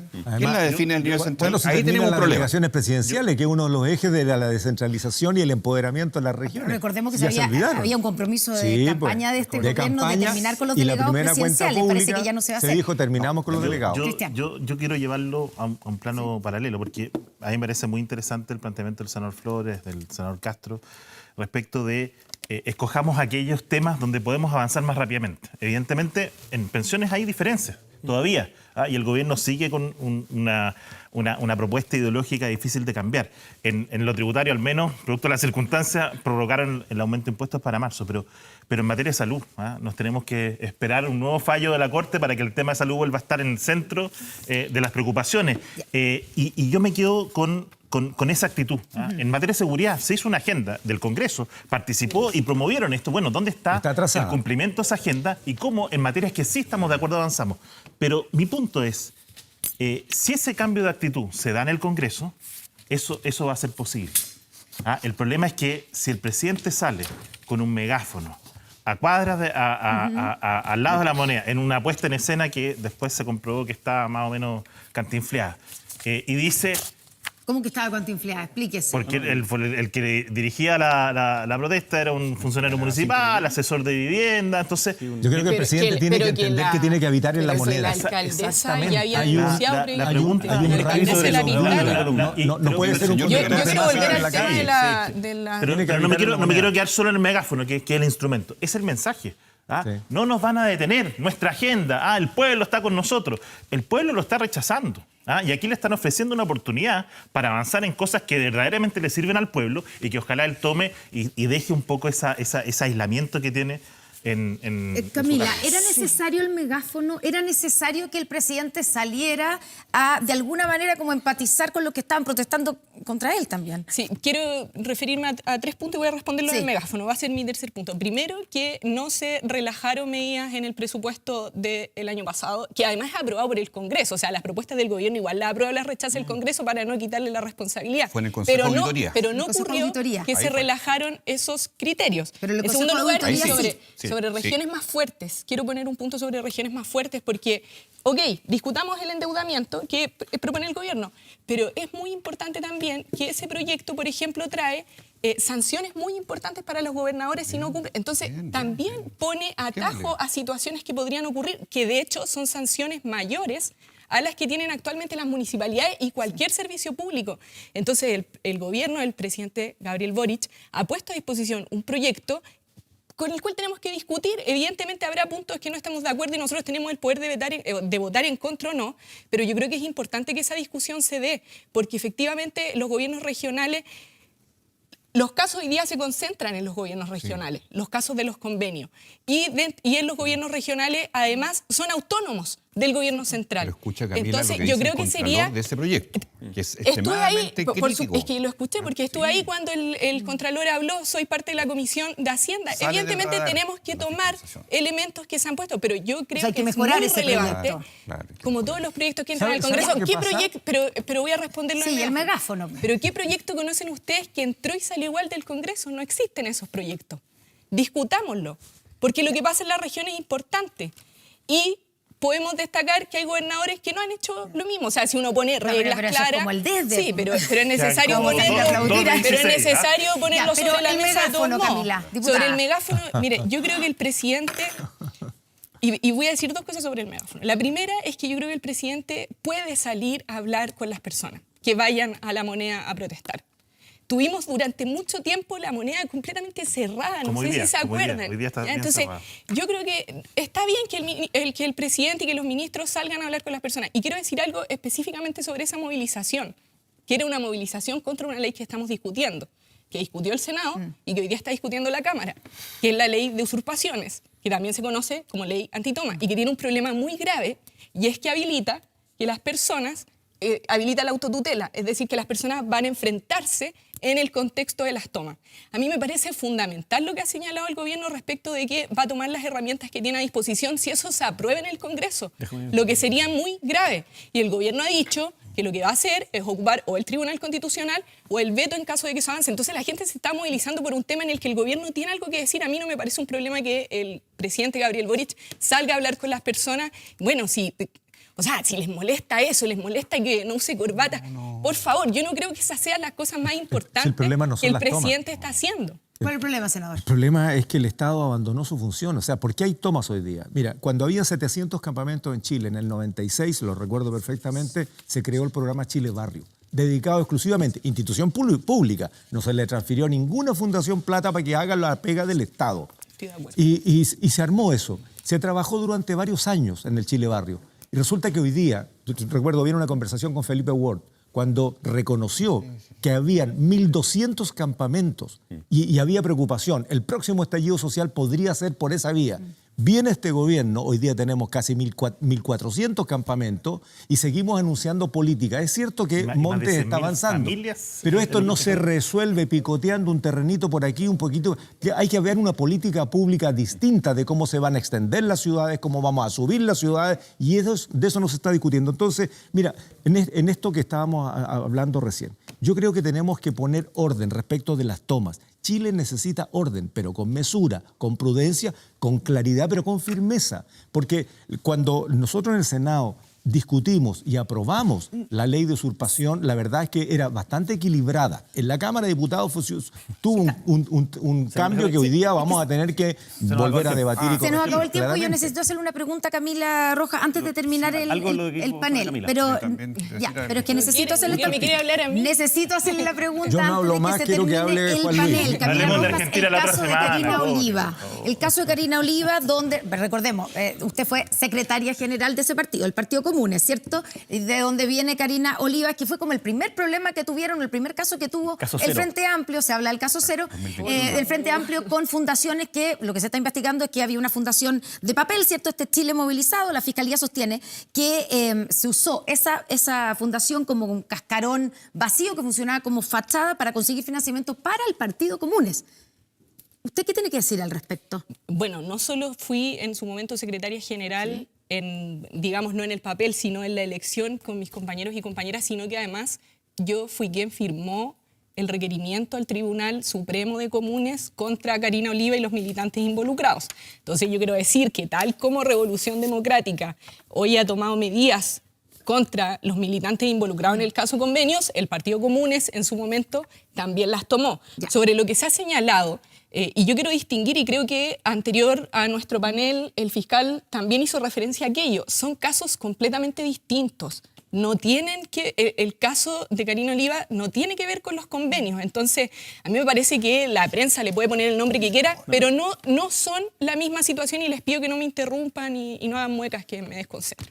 Entonces, ¿Quién está haciendo boca? El senador Cacho está haciendo unas muecas. Sí. Déjanos participar. Bueno para las muecas. Entonces, yo creo que es Considérese importante regañados los distinguir ambos casos. Ambos están siendo investigados y nosotros no hemos puesto a disposición de que se distinga. Y quiero volver a decir, el Partido Comunes expulsó a los militantes involucrados en estos casos. Eso es relevante. Ya, pero mira, Solo para déjame- terminar, Karina Oliva dijo que usted le había solicitado incluir en su rendición, en la rendición de ella de segunda vuelta al gobierno regional en su calidad de secretaria general del partido, facturas que no corresponden a mi campaña, sino que a la de un candidato a las primarias del 18 de julio de 2021, a lo que me negué tajantemente. Yo tengo que señalar que, y en su momento cuando salió esa Sí. cuña, digamos, me tuve que referir al punto. Es imposible que eso haya ocurrido, porque la fecha en que ella señala que yo era secretaria general no tiene sentido. Yo no estuve involucrada en las campañas ni en la región metropolitana, porque no soy de la región metropolitana, eso nunca ocurrió. Eso es bueno aclararlo. No sé si ella se refería a otra persona que tendrá que ser investigada, pero es imposible que yo haya estado involucrada en esa situación porque yo no tuve nada que ver con esas campañas. Nunca pedí Muy breve, una muy breve, frase. sí, por yo sé que favor. nos vamos, se va a quedar. Pero muy primero, cortito. sí, de verdad, mira, hay una frase que salió hoy día una declaración sobre el caso que dice: trabajamos por el partido y a la vez por la fundación para poder recibir un sueldo. La fundación era un cascarón, una maqueta, una plataforma para trabajar en periodo interelectoral. Eso es corrupción y es lo mismo que pasa en los otros casos. En ese sentido es igual. Y termino con lo otro. El Como Penta, Sokimich, Corpesca, y todos corrupción. cambiamos la ley, y hubo personas que estuvieron en la cárcel y hoy día si una persona financia regularmente su campaña pierde el cargo.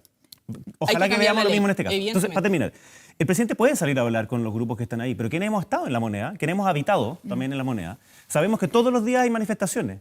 ¿Por qué entonces el presidente solo va a recurrir a unas y no a otras? Una en donde conocíamos que el organizador era de una municipalidad Bueno, fin le y vamos a además pedir que vaya consejero a del todas. MIMBU, porque le está hablando solo al 30% que tiene hoy día en las encuestas y eso es un error. No tenemos que ir. Aterricemos. Sí. Hoy día, un día, 2 días después de la salida de Giorgio Jackson, la doctrina que desde el Frente Amplio se quiso instalar de que había un nuevo estándar moral en la política, está claro con el caso Oliva y con otros casos más que ya no puede ser. Yo lo único que pido, no quiero pasar cuenta, simplemente Flores, que nos sentemos a conversar con la realidad. Senador Flores, diputada Roja, senador Castro, Jaime Belolio, Cristian Técnico, Valenzuela, muchas técnico, gracias. técnico. Muchas gracias por estar con nosotros. Nos vamos directamente con Matías del Río, que ya está con el superintendente de salud. Matías.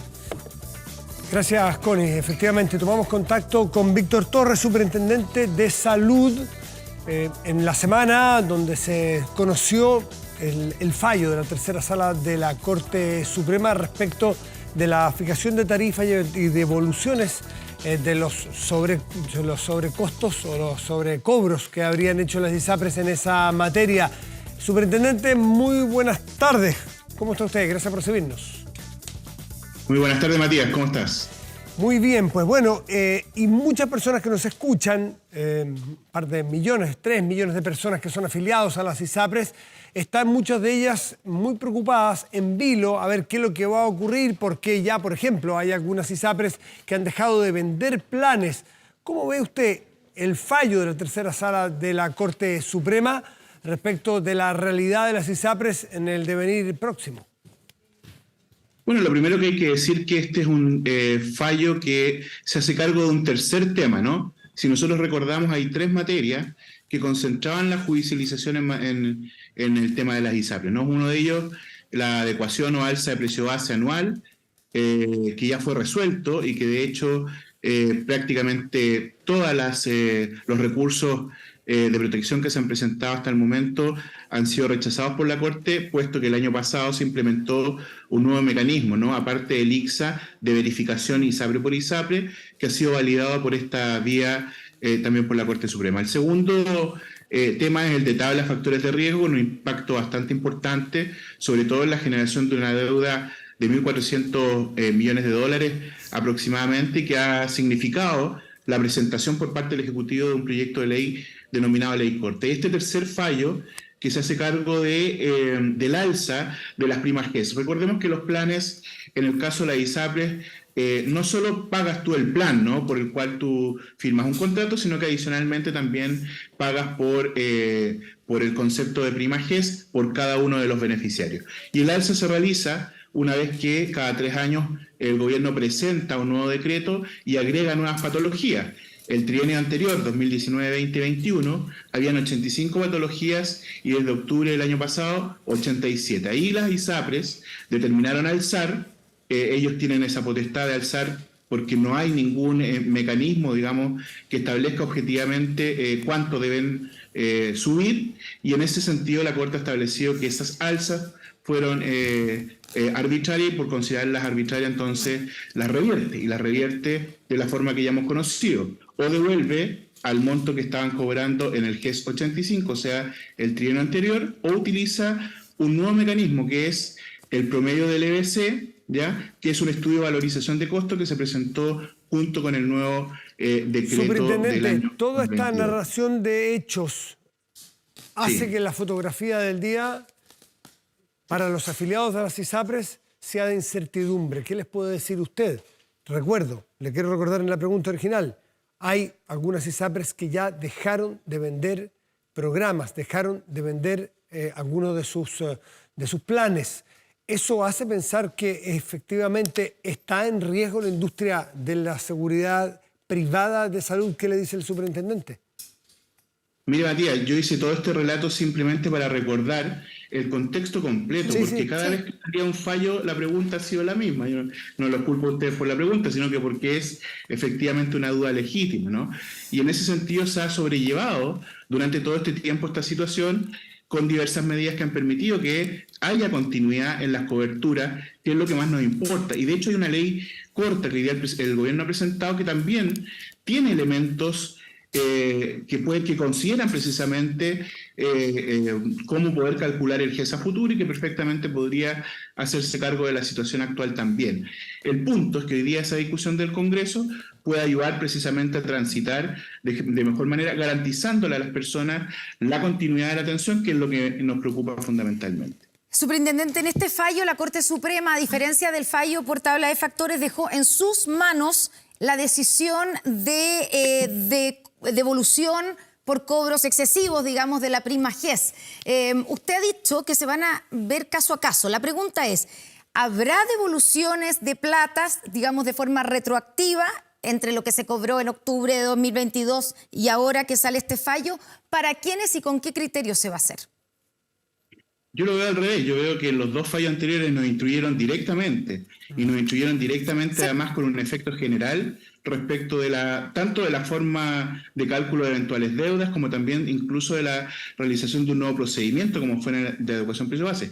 En este caso hay un considerando donde la Corte lo que dice es que nosotros, como órgano regulador y fiscalizador, debemos evaluar caso a caso si hay o no deuda. Y es lo que nosotros vamos a hacer, lo que corresponde durante todo este tiempo. Tenemos más de 140.000 causas pendientes en la superintendencia de partida, ¿no?, que debemos revisar una vez que ya ha fallado la Corte sobre los montos en que dejó la prima GES respectiva. Ya, pero eso significa entonces, cuando usted dice de caso a caso, que se van a ver si hay devoluciones para los afiliados que recurrieron a la justicia o a la superintendencia por el tema de la prima GES, o podría haber una devolución de dineros de manera generalizada a todos los afiliados de las ISAPRES. No, mire, lo que hace la Corte Suprema es recordar la atribución habitual que tenemos. Y nosotros cada caso lo revisamos vía reclamo, ¿no? No tenemos la potestad de por una circular decir, oiga, devuelva toda esta plata.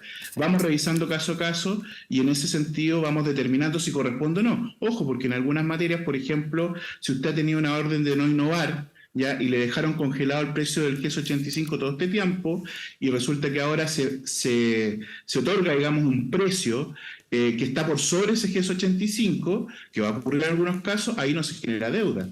Entonces hay que revisar cada uno de los casos en virtud de los reclamos que presentaron los usuarios y claramente ahí vamos a ir evaluando si es que hay deuda o no y la manera en que se va a devolver. Porque Ya, pero entonces queda descartado, era por exceso o excedente. solo para que quede bien claro, superintendente, queda descartado una devolución general de dineros a raíz de este fallo.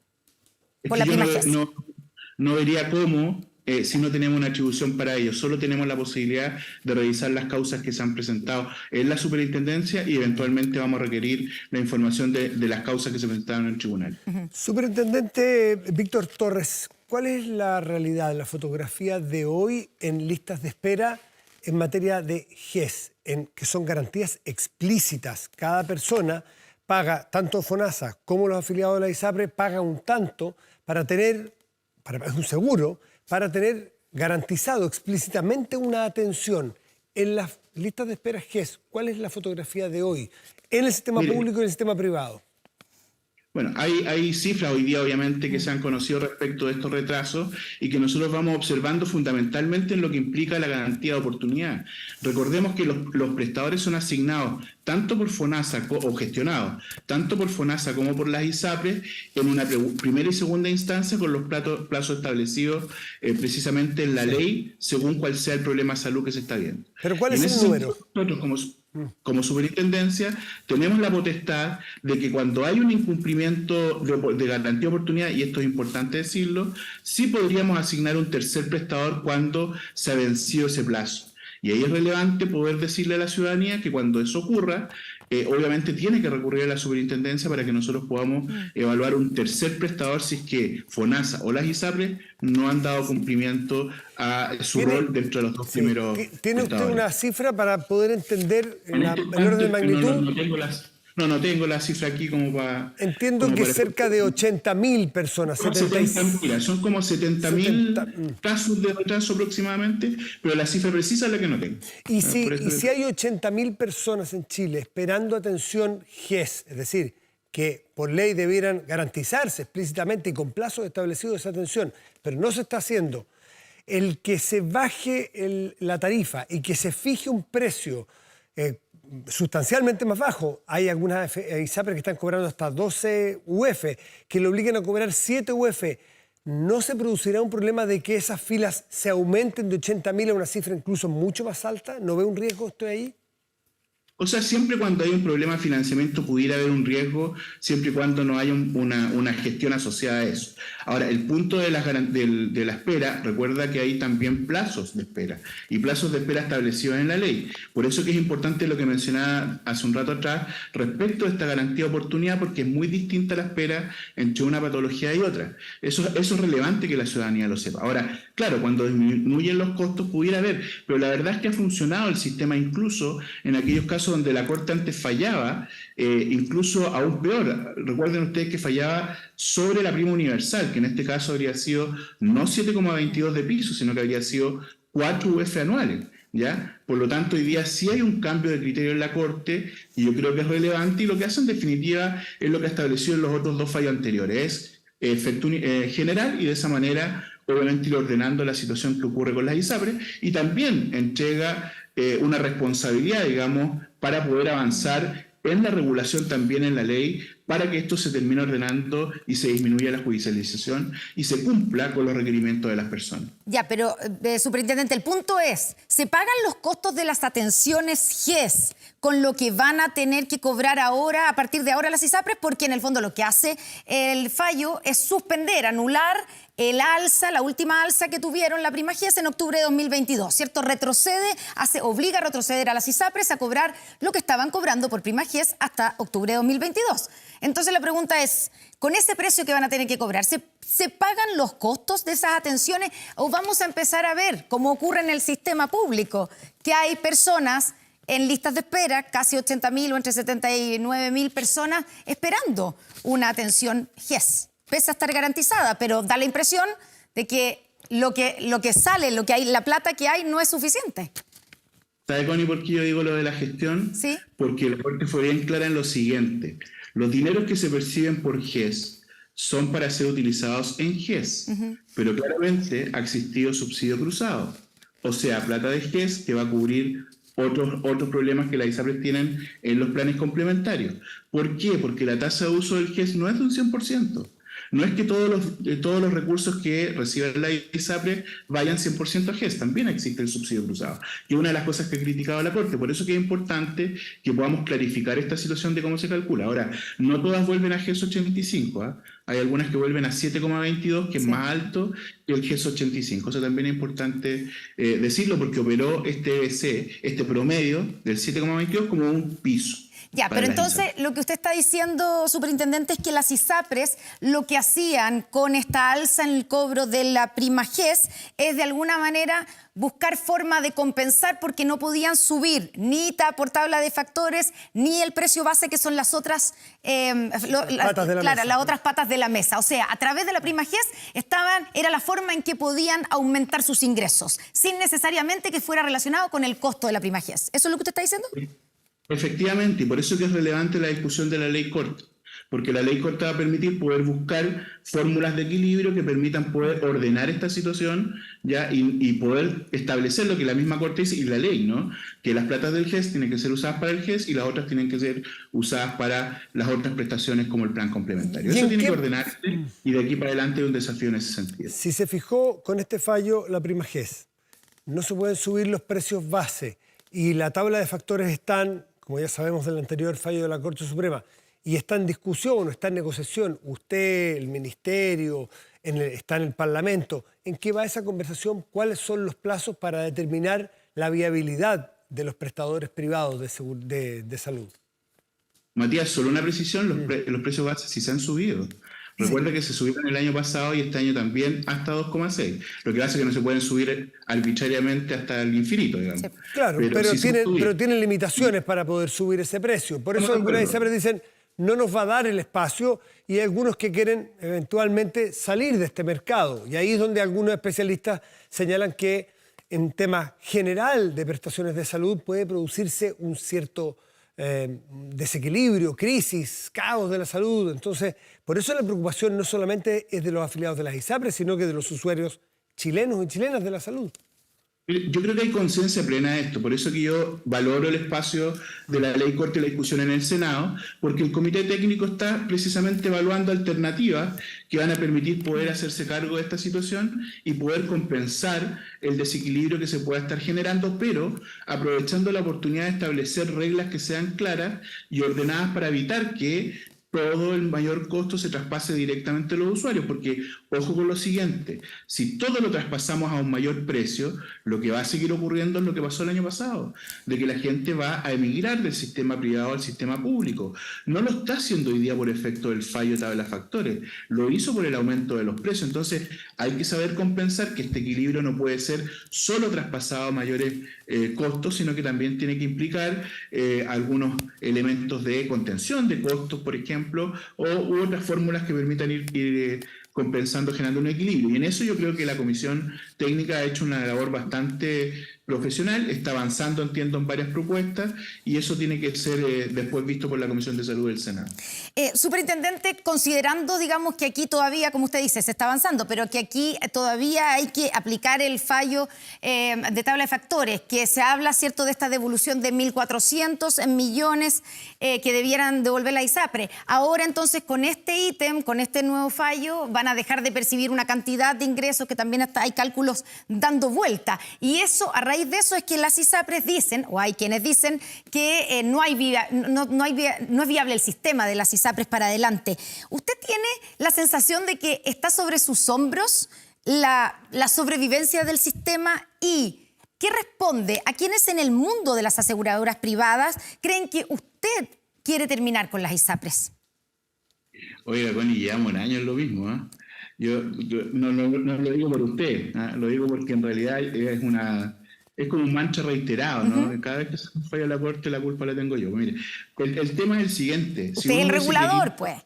Está bien, pero si nosotros hubiésemos querido terminar con la ISAPRE, y tuve conversación con todas ellas la semana pasada, día jueves y viernes nos juntamos, expresamos voluntad de diálogo, de trabajar en conjunto distintas medidas, tanto administrativas como legales. O sea, si hubiese algún ánimo de dejar caer el sistema, habría caído el año pasado cuando ellos han dicho cada vez o cada mes que estaban a punto de caer. Entonces hay un ánimo distinto, hay un ánimo de diálogo que también se ha llevado al Congreso, al Parlamento, y esto es relevante, ¿ya? Más allá de que uno pueda querer o no que exista un sistema distinto, y eso lo he explicado muchas veces, quizás la sinceridad donde uno dice yo creo que un sistema distinto funcionaría mejor, pues bien, eso hace pensar a algunos que uno busca que la ISAPRES caiga, y no. ¿Ya? Hemos hecho muchas cosas y hay varias ISAPRES que reconocen lo que hemos hecho precisamente para que el transitar de estos fallos tenga una amortiguación que permita no afectar a las personas, ¿ya? Y hay varias ISAPRES que lo han reconocido finalmente. Entonces, yo creo que es relevante que hoy día entendamos que no está en las manos del regulador, sino que en las manos de todas, de las propias ISAPRES, de nosotros, del Congreso, que hoy día estamos discutiendo una forma que permita primero que todo hacerse cargo de la urgencia. Sí. Y en segundo lugar habrá que discutir si se requiere o no algún cambio más sustantivo de fondo. Pero es una discusión posterior a resolver este tema que ya tiene todos los ingredientes sobre la mesa. Eso es lo que veo favorable de este último fallo. Ya no hay más fallos, ya no hay más temas de judicialización, ya tenemos todos los elementos y los conocemos. Ya, dos cositas. Uno, cuando usted dice llevamos un año hablando de esto, bueno, pero esto surge también esta idea o este rumor, digamos, por parte de las aseguradoras privadas de que usted es el que quiere terminar con la ISAPRE, a diferencia de la ministra de Salud, porque ella habría estado por esta solución en el fallo anterior, en la tabla de factores, ¿cierto?, de aceptar un pago que era mucho menor a los 1.400 millones, era como el 10% de eso, y que usted se habría opuesto. Eso es lo que la rumorología, al menos, y no sé si usted lo va a negar. Pero, sumándole eso, quiero preguntarle, ¿para usted es relevante que sobrevivan las ISAPRES? Digamos, pensando en todo el sistema de salud, pensando en las consecuencias que tiene o que tendría que cayera el sistema para los prestadores privados, las clínicas que han salido a hablar, donde se atiende mucha gente de FONASA, obviamente. Entonces, no solamente por los afiliados. ¿A usted le importa que sobrevivan las ISAPRES no por defender a las ISAPRES, sino que para que siga funcionando el sistema de salud? ¿O no le parece esencial? A ver, es razonable que incluso si estuviéramos hoy día hablando de una reforma, cosa que no está ocurriendo, ¿ya? Es razonable que exista una etapa de transición, ¿no? Y las etapas de transición son planificadas, por eso que yo he planteado reiteradamente que es necesario poder permitir la continuidad de las coberturas de atención de las personas. Y eso implica hacerse cargo de la situación de urgencia que hoy día estamos viviendo y es lo que se está trabajando, ¿ya? De ahí se discutirá si eventualmente las ISAPRES siguen como las conocemos, van a un sistema de multiseguro, de seguro del segundo piso. Esa es una discusión que es más bien estructural y que no solo he planteado yo. Hoy día incluso gente de oposición, de gobierno, están de acuerdo en que en algún momento hay que discutir prontamente, eventualmente, un nuevo sistema, ¿no? Que les dé un nuevo rol a la ISAPRE. Pero mientras eso no ocurra, es evidente que uno no puede dejar caer el sistema abruptamente y hemos tratado de sostenerlo aun cuando los fallos son de la Corte, no son nuestros, pero que entendemos que permiten ordenar la discusión de una manera distinta y de esa forma darle una continuidad al sistema. Ahora, aún así, sin estos fallos de la Corte, ya el solo hecho del aumento de los precios hace de alguna forma u otra insostenible el sistema. 12% de aumento de la UEF el año pasado, el alza precio base, la prima GES hizo que más de 500.000 personas se fueran del sistema. Entonces, la discusión que hay que dar es una discusión que nos involucra a todos, a las ISAPRES, al regulador, al gobierno, al Parlamento, por cierto, ¿no? Víctor Torres, superintendente de salud, muchísimas gracias por este contacto y esta conversación en semanas muy álgidas, de mucha preocupación para algunos y de mucha negociación para salir adelante, superintendente. Muchas gracias. Esa es la idea. Muchas gracias, que estén muy bien. Que esté muy bien. Muchas gracias, superintendente. Nos vamos a la pausa Sí, nos rápidamente. vamos. La última pausa, tenemos más. Vamos a tener un contacto con Argentina para ver en este día de elecciones, ahí al Las otro lado del pasos que definen mucho en la Argentina, no son una simple primaria. Pausa y volvemos. De combustible, Toyota Don't Stop. El camino a la carbono neutralidad no se detiene. Y nos vamos a Buenos Aires. Nos trasladamos para conversar con el periodista del diario La Nación, Diego Cabot, para saber cómo están ocurriendo las primeras horas, si hay novedades de un día muy trascendental. Hoy día son las famosas PASO, que son primarias, abiertas, simultáneas y obligatorias, muy determinantes para el futuro político de la Argentina. Una Argentina muy en crisis por pobreza, inflación y crisis política. Diego, buenos días, gracias por recibirnos en Buenos Aires cuando son la 1:48 allí. ¿Qué tal, Matías? Buenos días, ¿cómo andan? ¿Qué tal? Bueno, se inició la jornada relativamente tranquila, más allá de algunos chispazos verbales que siempre hay, pero la ciudad de Buenos Aires con un epicentro en un problema, si querés, técnico, relativamente predecible, que tiene que ver con el voto electrónico. La ciudad de Buenos Aires optó por el voto electrónico para las autoridades locales y dejó el famoso voto sábana, el voto de la lista de papel para las autoridades nacionales. Yo acabo de venir a dar una vuelta por el barrio y recorrer los lugares de votación y la verdad que las colas son muy, muy grandes. Alrededor del 28-30% recién del padrón ha votado, también que quedan muchas horas todavía. Ya se habla, prácticamente está confirmado, de que la Ciudad de Buenos Aires va a tener que posponer 1 hora más la votación para poder evacuar la cantidad de gente que hay por problemas muy concretos en las máquinas electrónicas. Esto es, si querés, desde el punto de vista operativo y la crónica de andar por la calle caminando. Más allá de eso, el análisis político es que hoy empieza uno de los 3 mojones electorales previstos. El tercero habrá que ver si hay o no, que es el balotaje. Empieza, como te digo, el primero de los 3 mojones electorales para consagrar un nuevo presidente a partir del 10 de diciembre, con lo que eso significa para la Argentina, ¿no? Que en este momento está sumida en una enorme crisis económica y también política, porque no te olvides que de aquella elección de 2019 que concentró prácticamente el 90% de los votos en 2 candidatos, pasamos a esta donde el umbral de competitividad está en alrededor del 25-27%. Cualquier persona con 25% o 27% de los votos podría ilusionarse con llegar a un balotaje y quizás ser presidente de la Argentina el 10 de diciembre, ¿no? Por lo tanto, digo, hay una crisis económica muy, muy grande, que es la que está sin duda en todos los portales del mundo, una de las inflaciones más altas del planeta, una devaluación de la moneda muy, muy grande, un 60% de jóvenes de menores de 16 años abajo del nivel de pobreza, un 45%, alrededor del 47, 50, dicen algunos, argentinos pobres. Pero más allá de eso también hay una enorme crisis política, una enorme crisis de representatividad, una apatía muy grande, una gran cantidad de votantes que no van a las urnas, que se abstienen de votar.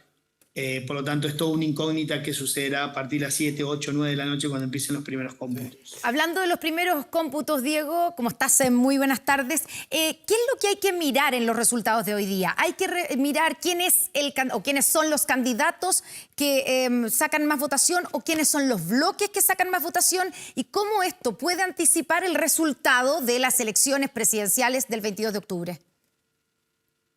Bueno, es importante esto que decís porque son unas elecciones primarias, se llaman PASO, ¿no? Son primarias abiertas, simultáneas y obligatorias, o sea, son PASO, pero en realidad la única duda que hay respecto de quién, digamos, lo más importante que se dirime hoy en la PASO es quién gana de la fórmula, o sea, de los candidatos que integran la coalición opositora encabezada en su momento por Mauricio Macri, que gobernó entre 2015 y 2019, y actualmente con una oferta que se divide entre Patricia Bullrich y Horacio Rodríguez Larreta. Patricia Bullrich muy cercana al expresidente Macri, y Horacio Rodríguez Larreta, el alcalde porteño, más cercano a una línea histórica, un partido histórico de la Argentina, que es la UCR. De ahí saldrá un candidato. Mañana uno de los dos regresará a su casa y el otro partirá camino a encabezar la lista opositora para ser la opción opositora, como digo, allá en las elecciones de octubre y posteriormente, si es que hay en el balotaje. Hoy por hoy, y como te digo, hoy por hoy la Argentina es tremendamente cambiante. Ustedes que lo conocen, Matías, vos que la conocés tanto, lo sabrás. El humor es muy cambiante, pero hoy por hoy no hay ninguna encuesta que considere que el oficialismo puede ganar en segunda vuelta. Por lo tanto, y como te digo, hoy por hoy a domingo a esta hora. Por lo tanto, es posible que de esa interna entre Patricia Bullrich, ex ministra de Seguridad de Mauricio Macri, y Horacio Rodríguez Larreta, uno de sus hijos políticos y ahora alcalde de la Ciudad de Buenos Aires, surja el principal candidato a ser presidente, ¿no? Por lo tanto, esa es la incógnita más importante. La segunda, sin duda, tiene que ver, y como te digo, y por así decirlo, esa interna a nivel nacional también define en casi todas las provincias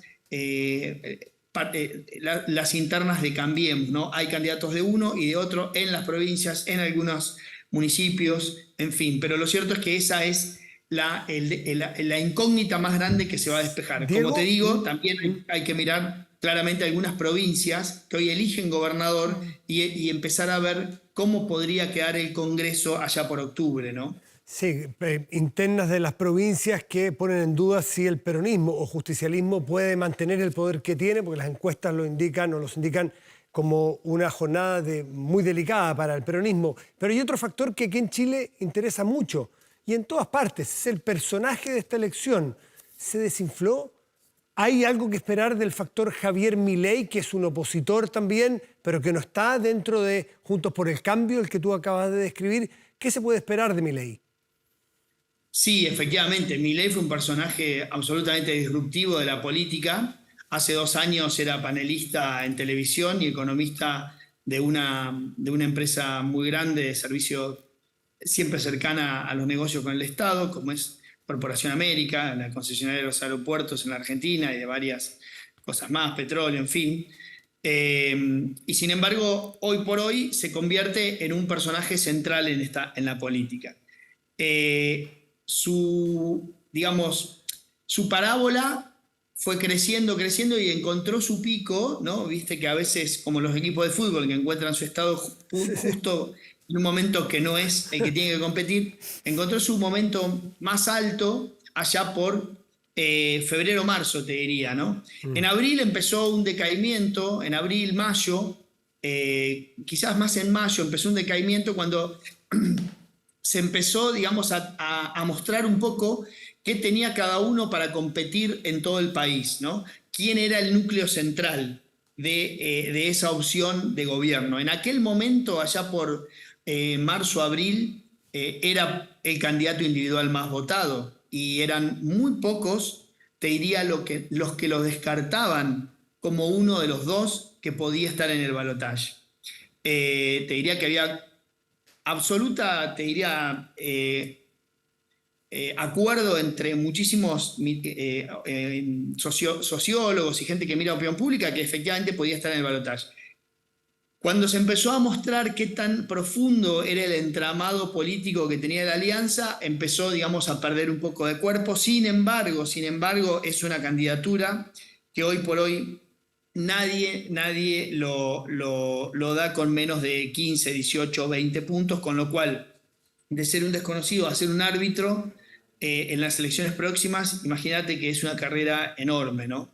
Hoy por hoy te diría que con la candidatura de Massa, que consolidó un poco el justicialismo o el kirchnerismo, ya queda poco de aquel justicialismo que conocimos, hoy es más un kirchnerismo con diferente ropaje, lo que se está presentando en la elección, pero digamos, unió el kirchnerismo, luego pusieron una dentro de la interna del oficialismo, hay un candidato muy de izquierda, Grabois, que es uno de los líderes piqueteros de la Argentina, como para contener, ¿no? Hace una suerte de dique para que ese voto de izquierda, por así decirlo, no se vaya a otro partido y quede dentro del frente, ya prácticamente nadie en las encuestas lo da como candidato posible en el balotaje a Milei.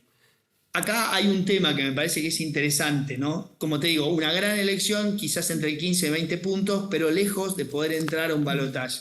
Por lo menos eso, como digo, dicen las encuestas y todos sabemos que se han equivocado mucho en el último tiempo. Sin embargo, te digo algo que no es menor y es qué va a reflejar esta elección en una sociedad relativamente cansada, muy harta, con una campaña muy violenta en algún punto y terminó prácticamente en silencio. En todas las campañas se suspendieron por hechos de violencia y de muertes muy tremendas en la última semana. Entonces digo, ¿qué puede llegar a generar en la población esta elección? Y si no veremos, es como la gran duda, en la primera vuelta una suerte ya de, como te diría, como de balotaje, ¿no? Donde las fuerzas menores les cueste contener a su votante para que no se vayan ya con las opciones más votadas y tratar de entender o de tratar de buscar o de darle el voto, el famoso voto útil, como se dice, de darle el voto a las fuerzas mayoritarias como para que todo se defina en primera vuelta. No lo sabemos, es una gran incógnita y es uno de los grandes desafíos de Milei, porque claramente, más allá de los votos que tenga, los dos candidatos van a tratar de quedarse con ese voto de acá a octubre, ¿no? Después lo harán si pueden de acá, de octubre a noviembre cuando es el balotaje, pero sin duda que de acá a octubre todos van a ir a pescar a esa laguna. Diego, y por último, en las encuestas, sabemos que hay veda, pero en las encuestas privadas que tú puedas conocer, aquí no hay veda, para decirlo en Chile, ¿dan a Bullrich o dan a Rodríguez Larreta, que es el grupo de oposición que hoy día, donde hay que poner el foco? ¿Quién aparece más arriba hoy día? La verdad te digo, mira, nosotros hoy a la mañana nos juntamos en La Nación, todos los editores, a una ronda de edición, pusimos unas cámaras para poner un poco una mirilla de qué hacíamos a primera hora de la mañana. Ahora yo me tomé un impasse al mediodía y volveré hasta la madrugada.